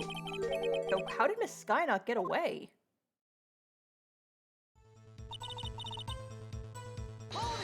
Mention the muffler. I've got a lot of problems with this testimony, but let's... Parkour! Mention the muffler? What exactly did she say? If I remembered exactly, I would have told you in my testimony. Cheeky. Anyway, all I heard her say was the word muffler. Just that one word? So, what you heard wasn't the suspect talking to you, but to someone else? Yes, the chief prosecutor was talking on her phone. Her phone? She can't mean... By phone, do you mean this cell phone discovered at the crime scene? Yes, ultimately. Ultimately? My memory. It's like a salmon heading upstream, you know. No, the court doesn't see, Your Honor. Or, Miss Starr, fuck. The chief prosecutor first attempted to use the phone hanging on the wall. On the wall? Right. The car, there was an emergency phone on the wall. Apparently it was out of order. So she used her cell phone? Indeed, the emergency phone was out of order that day. Good witnessing, witness. Good witnessing? Whatever happened to good testifying? You should, of course, add this to your testimony. Things I do to please this rookie defense attorney. Heard Wussler was overheard during a call made to Emma at 5:18. Tried the phone on the wall, but instead had to use her cell phone. No, you didn't! No, you didn't, because there's a huge fucking wall in the way. No, you didn't. No, you didn't. Miss Starr, I have to conclude that you have a personal grudge against Miss Lana Skye. Witness is a former detective. Her testimony is unmarred by personal bias. We've already seen that this is not the case. Well, who would have thought that you would be my knight in shining armor, prosecutor? You who, together with the chief prosecutor, kicked me out 2 years ago. Got nothing to say about that shit? Well, Miss Starr, this is a fatal contradiction with your testimony. How do you explain this? I don't know what you're talking about. Mess with me, and I'll make you cough it all up. Ahem. Let's look at the floor plans. You said you witnessed the crime from this point. However, if that's true, you couldn't possibly have seen Miss Skye making that phone call. I believe you see what I'm getting at. That emergency phone was on the back side of this partition.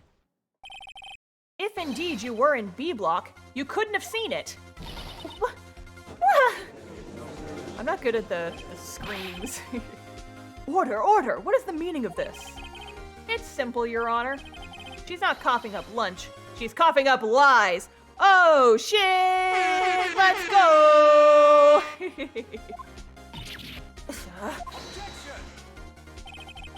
That's quite a claim, Mr. Wright. Perhaps you will allow me a question. Tell us exactly what lie the witness has told this court. Or the counterattack begins. Can't afford to get this wrong. The witness lied about what she saw when she saw it, the order of events. Where she saw it, but the photo, she has the photo, so we know. Maybe it's, I don't think it's the order of the events, because I don't think she called before killing the guy. So maybe it's what she saw. Yeah, like, it has to be where she saw it. Because, like, maybe if she saw the phone, then yeah, it would have had to have been where. Because, like, yeah. Miss Skye tries to use the emergency phone, but it was out of order. What is significant about this fact? Nothing. Therefore, it would be pointless for Miss Starr to lie about it. Pointless to lie. I see. But say the witness did actually see Miss Skye using the emergency phone. It would mean Miss Starr witnessed the crime from a different location. A different location? Now that's a pointless lie if I ever heard one. Before you call my lie pointless, at least let me tell it. Let me ask a question for our clever wordsmith, Mr. Wright. Just where was the witness when she saw the crime? All the testimony we've heard until now points in one direction. Place from where Miss Starr witnessed this crime was here.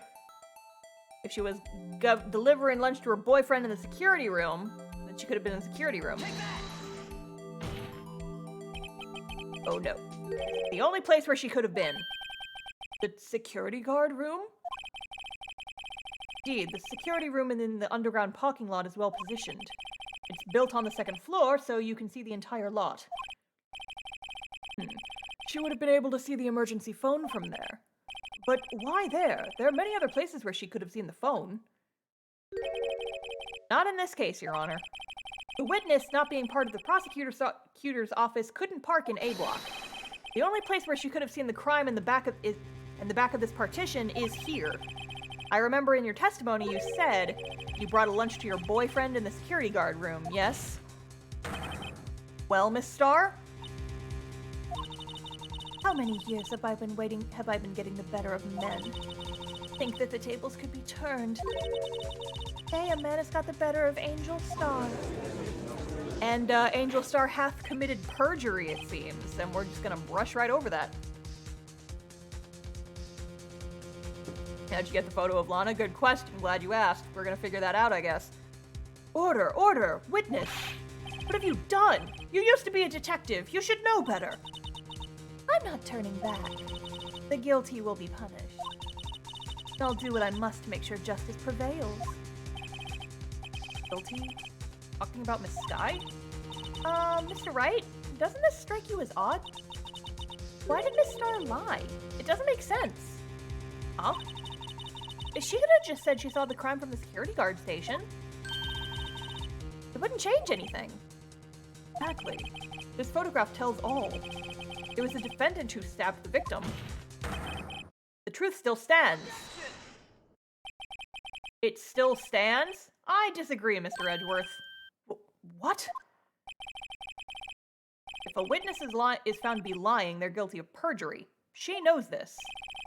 Wouldn't risk that without a good reason. First time in this whole fucking game that the perjury has been mentioned. So tell us what her reason was, Mr. Wright. Huh? Me? Who else? Mr. Wright, let's review what we know.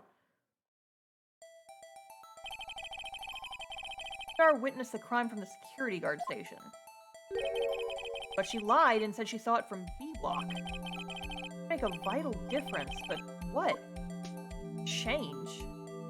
From angle to view the crime, distance to the crime, difference in lighting. Well, it's not the bottom one. Distance to the crime, or angle to view the crime. I mean, both of those, technically.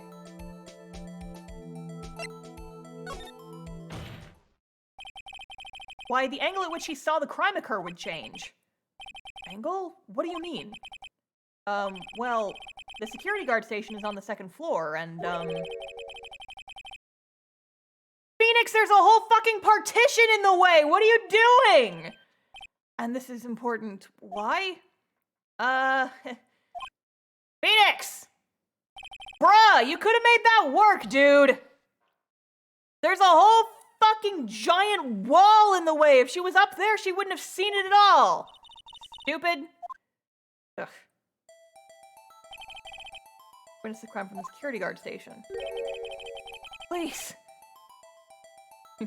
Now they can view evidence in 3D is trying to apply it to everything. Ugh.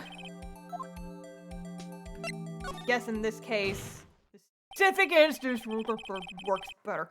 Changes the distance between her and the scene of the crime. Screaming her head off at Phoenix. I would be, because that's ridiculous. My condolences, Mr. Wright, but one look at the floor plans and it's quite clear. The distance between the scene of the crime and the guard station is 30 feet. I don't see how that would change what she could see. He says something about the wall being in the way here. I'm gonna yell. What she saw is not in question here. What matters is the time it would take her to reach the scene of the crime. Miss Starr, you witnessed the crime from the security guard station.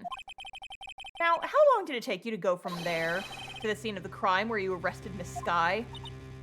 Or Miss Skye. Well, witness? Yes? You ordered the squid wheels, right? I want to eat that. Quality of my lunches has gotten from low to inedible. I'd eat it. Little calamari rolls. I was bringing a PB&J lunch with fresh boysenberry jam to my boyfriend.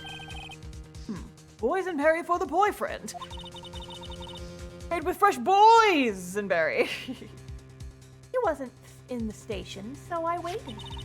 I witnessed the crime from the glass-walled station. And before I knew what I was doing, I found myself running towards the scene. But the door was locked. Oh, that's how she got the picture. No sauce does not sound great. That's fair, but you can provide your own sauce, you know. The door was locked. I couldn't open it. Whoop, whoop, whoop, whoop, whoop, and that's when she got the photo.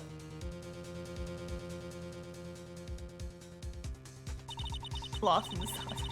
That's why I had to go through the visitors' parking lot in B block. That's quite a detour. It probably took me at least 5 minutes to get to the scene of the crime. 5 minutes? Yeah, so like, why didn't you fucking leave? This changes things considerably. But it was that woman over there in the defendant's chair who stabbed him. I know it. I have photographic evidence.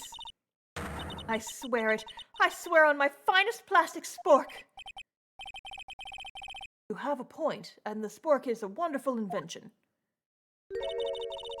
you like another caviar lunch? Absolutely. Uh-oh. Mr. Wright, you have to do something!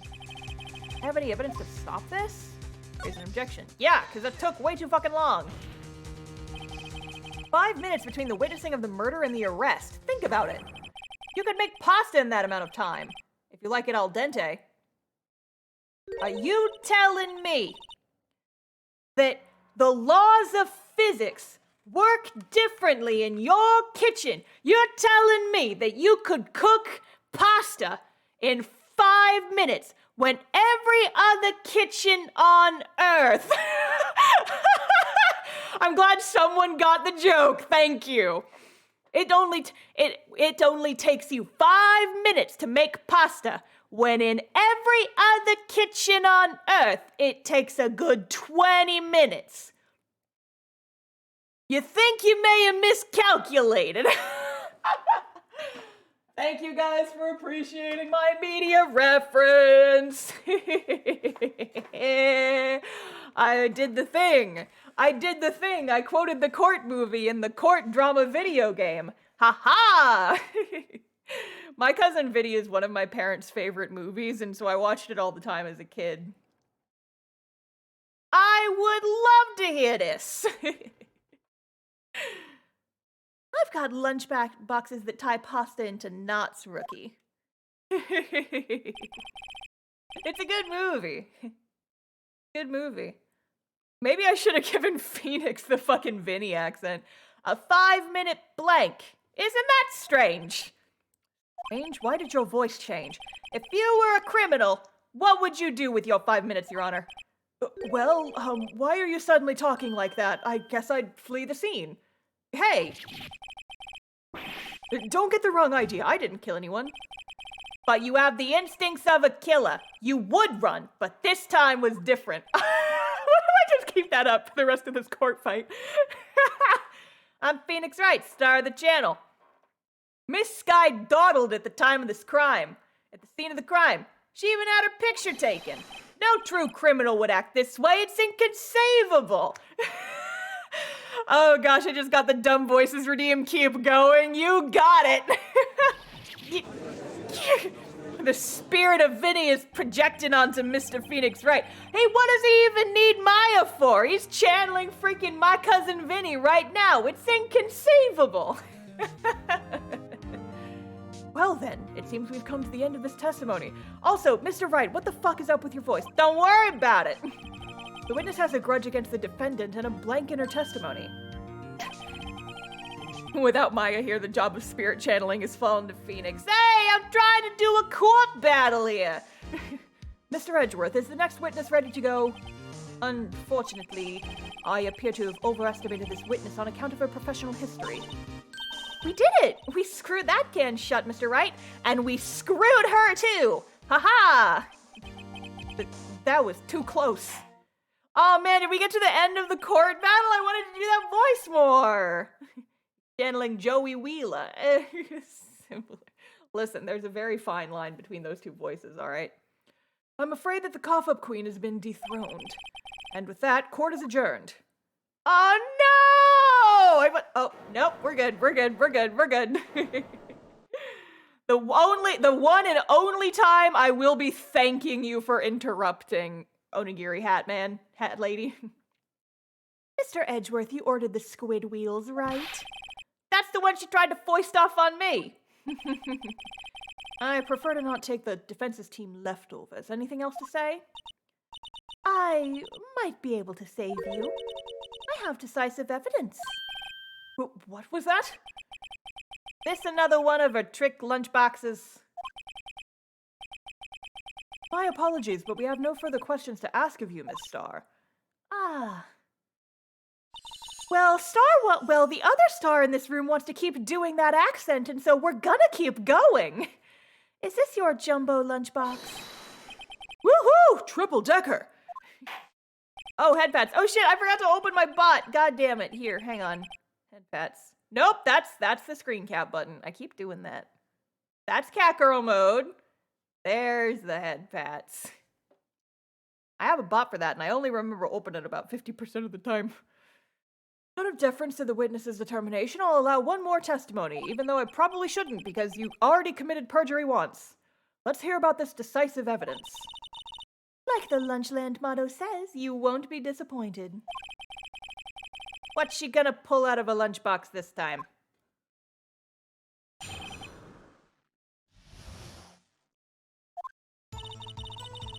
should have mentioned those 5 minutes when I wasn't looking at the crime scene. And now to the matter of the victim's shoe. Did I not bring this up? 2 types of blood were found on this shoe. One was, of course, the victim's, and the other blood type matched that of the defendant, Miss Lana Skye.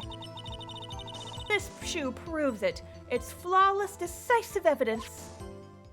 Did you steal her shoe? What? There was blood found on that shoe? It's in this lunchbox. I chopped it up for you real nice. Try Lunchland for all your lunch and decisive evidence needs. Kill a man, take his shoes.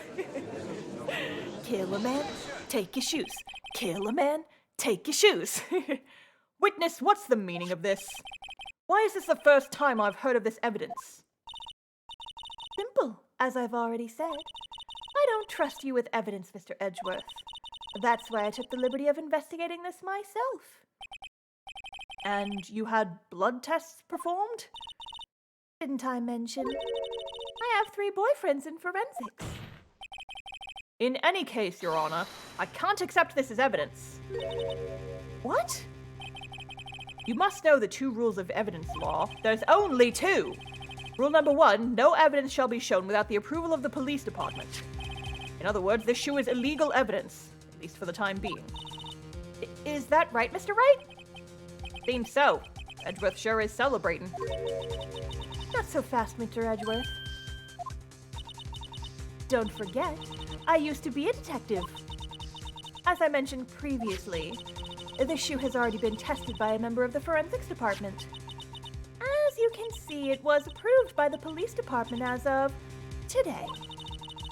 Even the general public can produce official evidence, Mr. Edgeworth. Is that right, Mr. Wright? It seems so. Edgeworth is looking pretty sullen. You could at least study some evidence law, really.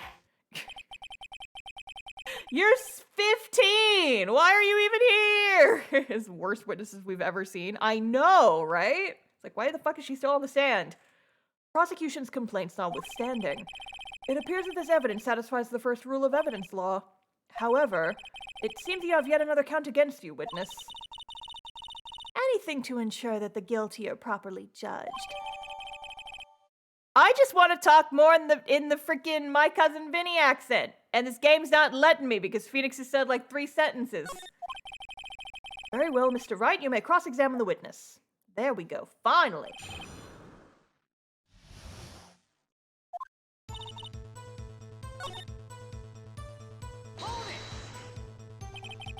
And you found this shoe at the scene of the crime? I detained the chief prosecutor and notified the police department. I wanted to make myself useful while I was waiting for the police to arrive, so I just yoinked her shoes right off. Let me see those feet, chief prosecutor. I mean, what? So, like an ill-trained pooch who snuck off with a shoe. I was afraid someone would erase the chief prosecutor's crime. And no one noticed that she got brought to detention with only 1 shoe? Did she ever get a second shoe? Is she just in the detention center with only 1 shoe? Put those grippers away! This shoe is my secret weapon if that should happen. See this fashionable basket I have here? It carries more than lunchboxes, gentlemen. I'm happy for you and your lunchbox bag, really. In any case, you removed valuable evidence from the scene of the crime. She's been trying to tell them the entire time that someone stole her shoe and no one's listening to her. Now tell us what you did next.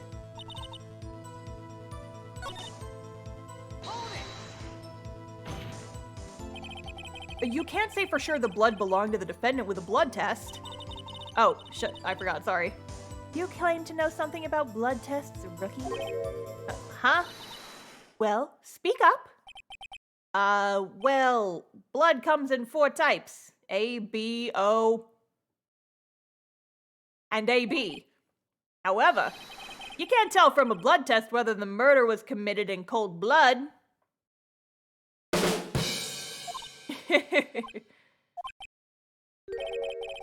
That's just a figure of speech, Mr. Wright.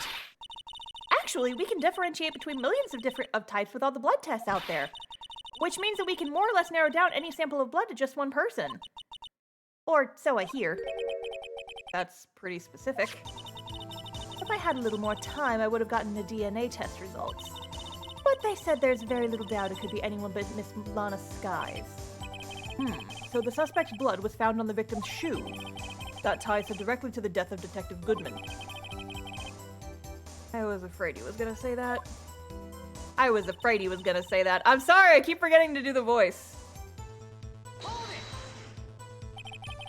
Can't let this evidence go through without a fight. You ordered the peppered fish guts, right? I would not eat that one. Gross. Some like it hot, Mr. Wright. Some like your client. She's in enough hot water to make a whole vat of soup. Mr. Wright, do you or don't you have a problem with the shoe? Actually, I haven't looked at the shoe yet. Let's take a look at this fucking shoe. Oh!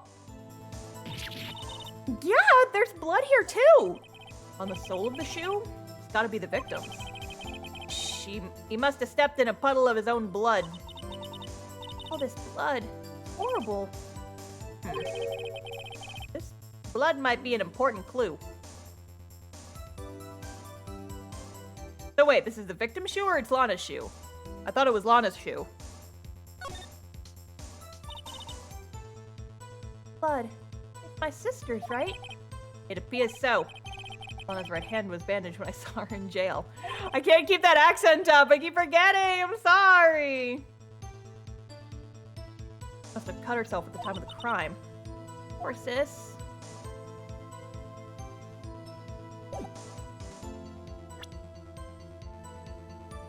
Yeah, I guess it is the victim's shoe. I was making jokes assuming that it was Lana's shoe. Yeah, she's wearing different color shoes. Whoops. Oh man, that ruins my mental image of her getting arrested and then having the lunch lady wrestle a shoe off of her.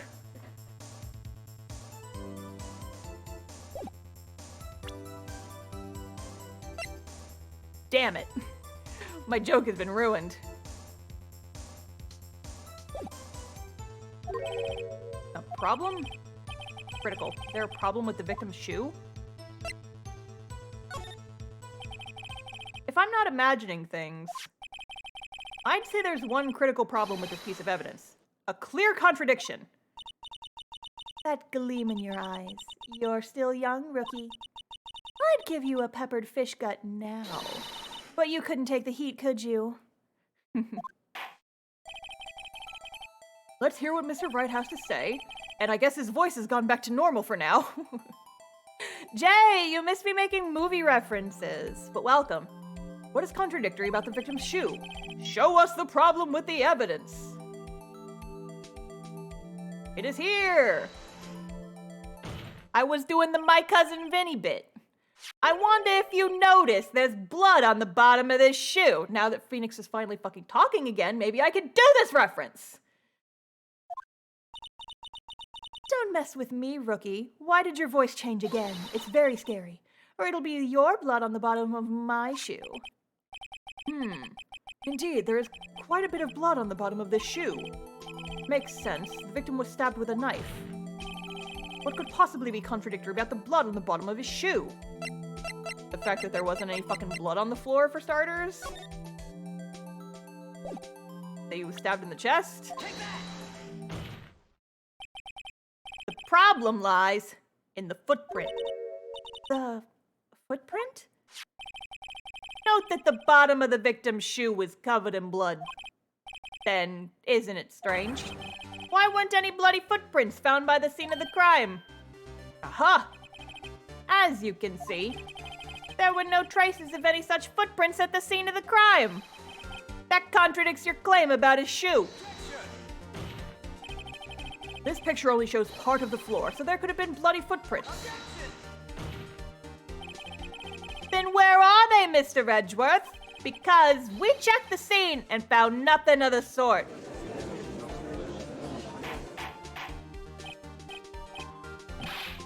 Order, order, order. Well, witness? What? Huh? Great going, Mr. Wright. But it's true that the lack of a footprint is a contradiction, but then we have to ask why there wasn't a footprint. Oh. That's true. There has to be a reason why there wasn't a footprint. Think, Mr. Wright, think. Hey, I don't know why it's not there.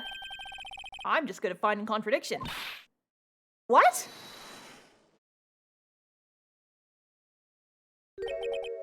I see.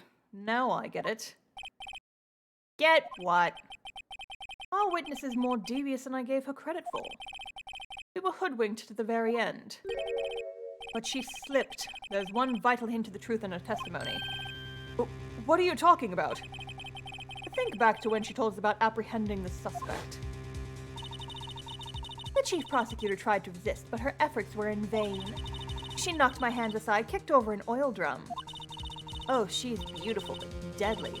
A predator, this one. A leopard woman. You're making me do that fucking shit again. I thought that was a strange thing for the normally cool-headed chief to do. No kidding. Now, witness, allow me to ask a very simple question. This oil drum, was it empty? Oh, that. I'm not sure I like your attitude, Mr. Edgeworth. Though apparently you're not the slowest conveyor belt in the lunchbox factory. Witness, well, was the oil drum empty? The oil drum kicked over by the chief prosecutor was brimming with water. Water? What does that mean? Still don't get it, Mr. Wright. You want to know the reason she knocked it over? The real reason? Aha! You don't mean... Yes, the suspect knocked over that oil drum for one reason and one reason alone. To erase the bloodstains that would become evidence against her. Ah! Oh shit! Peeps. Why is food on her hat? Oh, why not? Why not have food on a hat? Why not? That ties things up quite nicely. The bloodstains left on the victim's shoe tie her quite clearly to this murder. Then, after the deed was done, she knocked over the oil drum to erase the telltale signs. Why, that's a prosecutor's specialty. Erasing evidence. That reminds me, Miss Skye's right hand was hurt. Did she say she'd cut herself when she stabbed him? So that's when my sister's blood got on the shoe? Well, I see no reason to prolong this trial. Mr. Wright, do something, please! What? What can I do? Your sister has confessed to the crime and she tried to conceal it. But... Enough. There is no need for further debate. The verdict, Your Honor. Very well. But Angel Starr's on the prosecution side. She could have been lying about the water.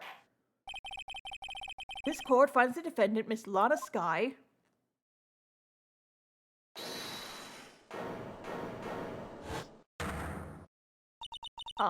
Little girl, what did you just say? Huh? Me? Did you say that I, Angel Starr, was on the prosecution side? Well, you are. You're saying my sister hid evidence by erasing the bloody footprints. Well, I thought you'd had your fill, but here you are demanding a second helping. Oh my god, I know, it's like she keeps talking! Another lunchbox. A lunchbox called evidence. What else did you hide from the court? Get this lady out of here! Wait, witness, don't tell me you have something else. The time for deliberations is past. Any further comments and you will be held in contempt of court. Your threats don't scare the cough-up queen. Look at this. Photograph? I had it just in case anyone had the gall to suggest that the white shoe didn't belong to the victim. I see no room for error in this evidence.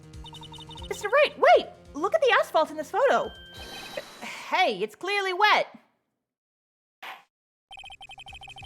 Erasing the last trace of doubt from the court's mind. Immediately after the murder, the crime scene was washed with water. I'm sorry, Mr. Wright. I guess I couldn't help after all. Not your fault.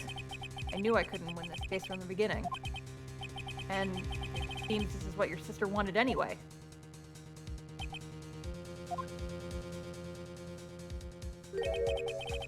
Sorry, Mia. Right. Wet or not. So quick to throw in the towel. Get yourself up off the asphalt. Take another good look. Give up. Not until the bitter end. The last piece of evidence. Very well. This time I'd like to declare a verdict for good. Not so fast! Objection! Your Honor, wait. What is it with you people? Can't I hand down my verdicts in peace anymore? Whatever it is, can it wait? No, it can't. Then it will be too late. Look at this photograph! The last one submitted. This trial isn't over until we give each piece of evidence proper consideration. So, right. Are you saying there's a problem with this latest piece of evidence? Yeah. Think later. Yeah, there's a problem. Writer. I'm the solution. Darwin had a theory called evolution. He wrote it into words, but it's plain to see. We need a little less of them, a little more of me. Oh boy, if I knew the rest of that song, I would absolutely bust out into it. But alas, I only know the bit that was on TikTok. This court needs a little less of this, a little more of me. Epic rap battles, not. It's from a musical. I suppose since we've come this far, we should give every claim a fair shake. Very well, Mr. Wright. I agree. Okie dokie.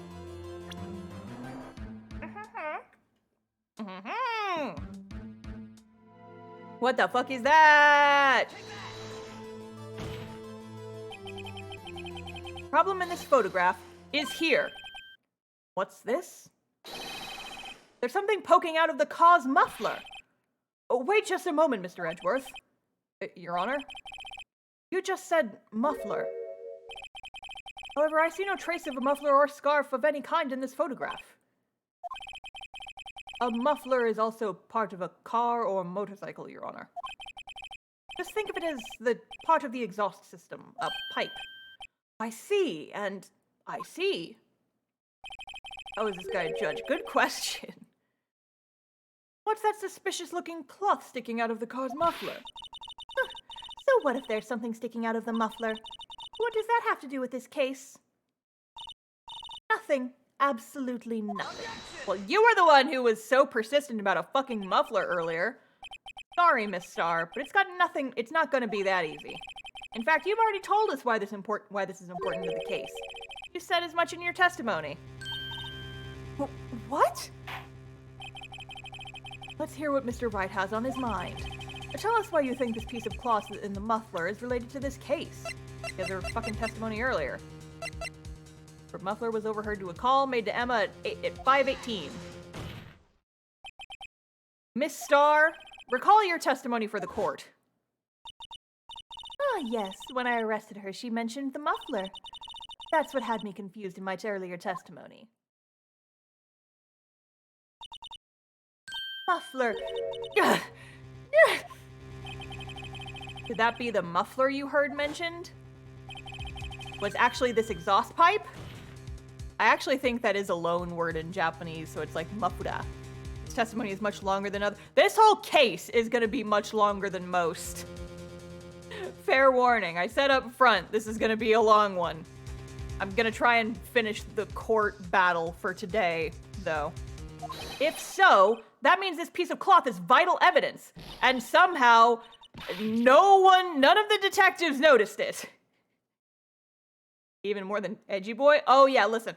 By the time we're done with this trial, if I remember correctly, we're gonna have like 5 pages worth of evidence. We have 1 and a bit right now. We're gonna have 5 full pages of evidence by the end of this trial. Did you get your water yet? Yes. Well, it seems we will have to suspend the proceedings. Sus. You're all sus. I saw you vent. Suspend? Find myself wondering about that piece of cloth. If we leave any question unanswered here, we do a disservice to the law. Have the car at the crime scene inspected at once and bring me that cloth. Verdict will wait until after we've seen all the evidence. Agreed? I suppose so. Whew, that was close. But made it, at least for now. Spirit of my cousin Vinny pulled through. This court will adjourn for a 30-minute recess. It's lunchtime after all. He's still hungry? To be continued. And that's where we're ending it for tonight. Because I'm tired.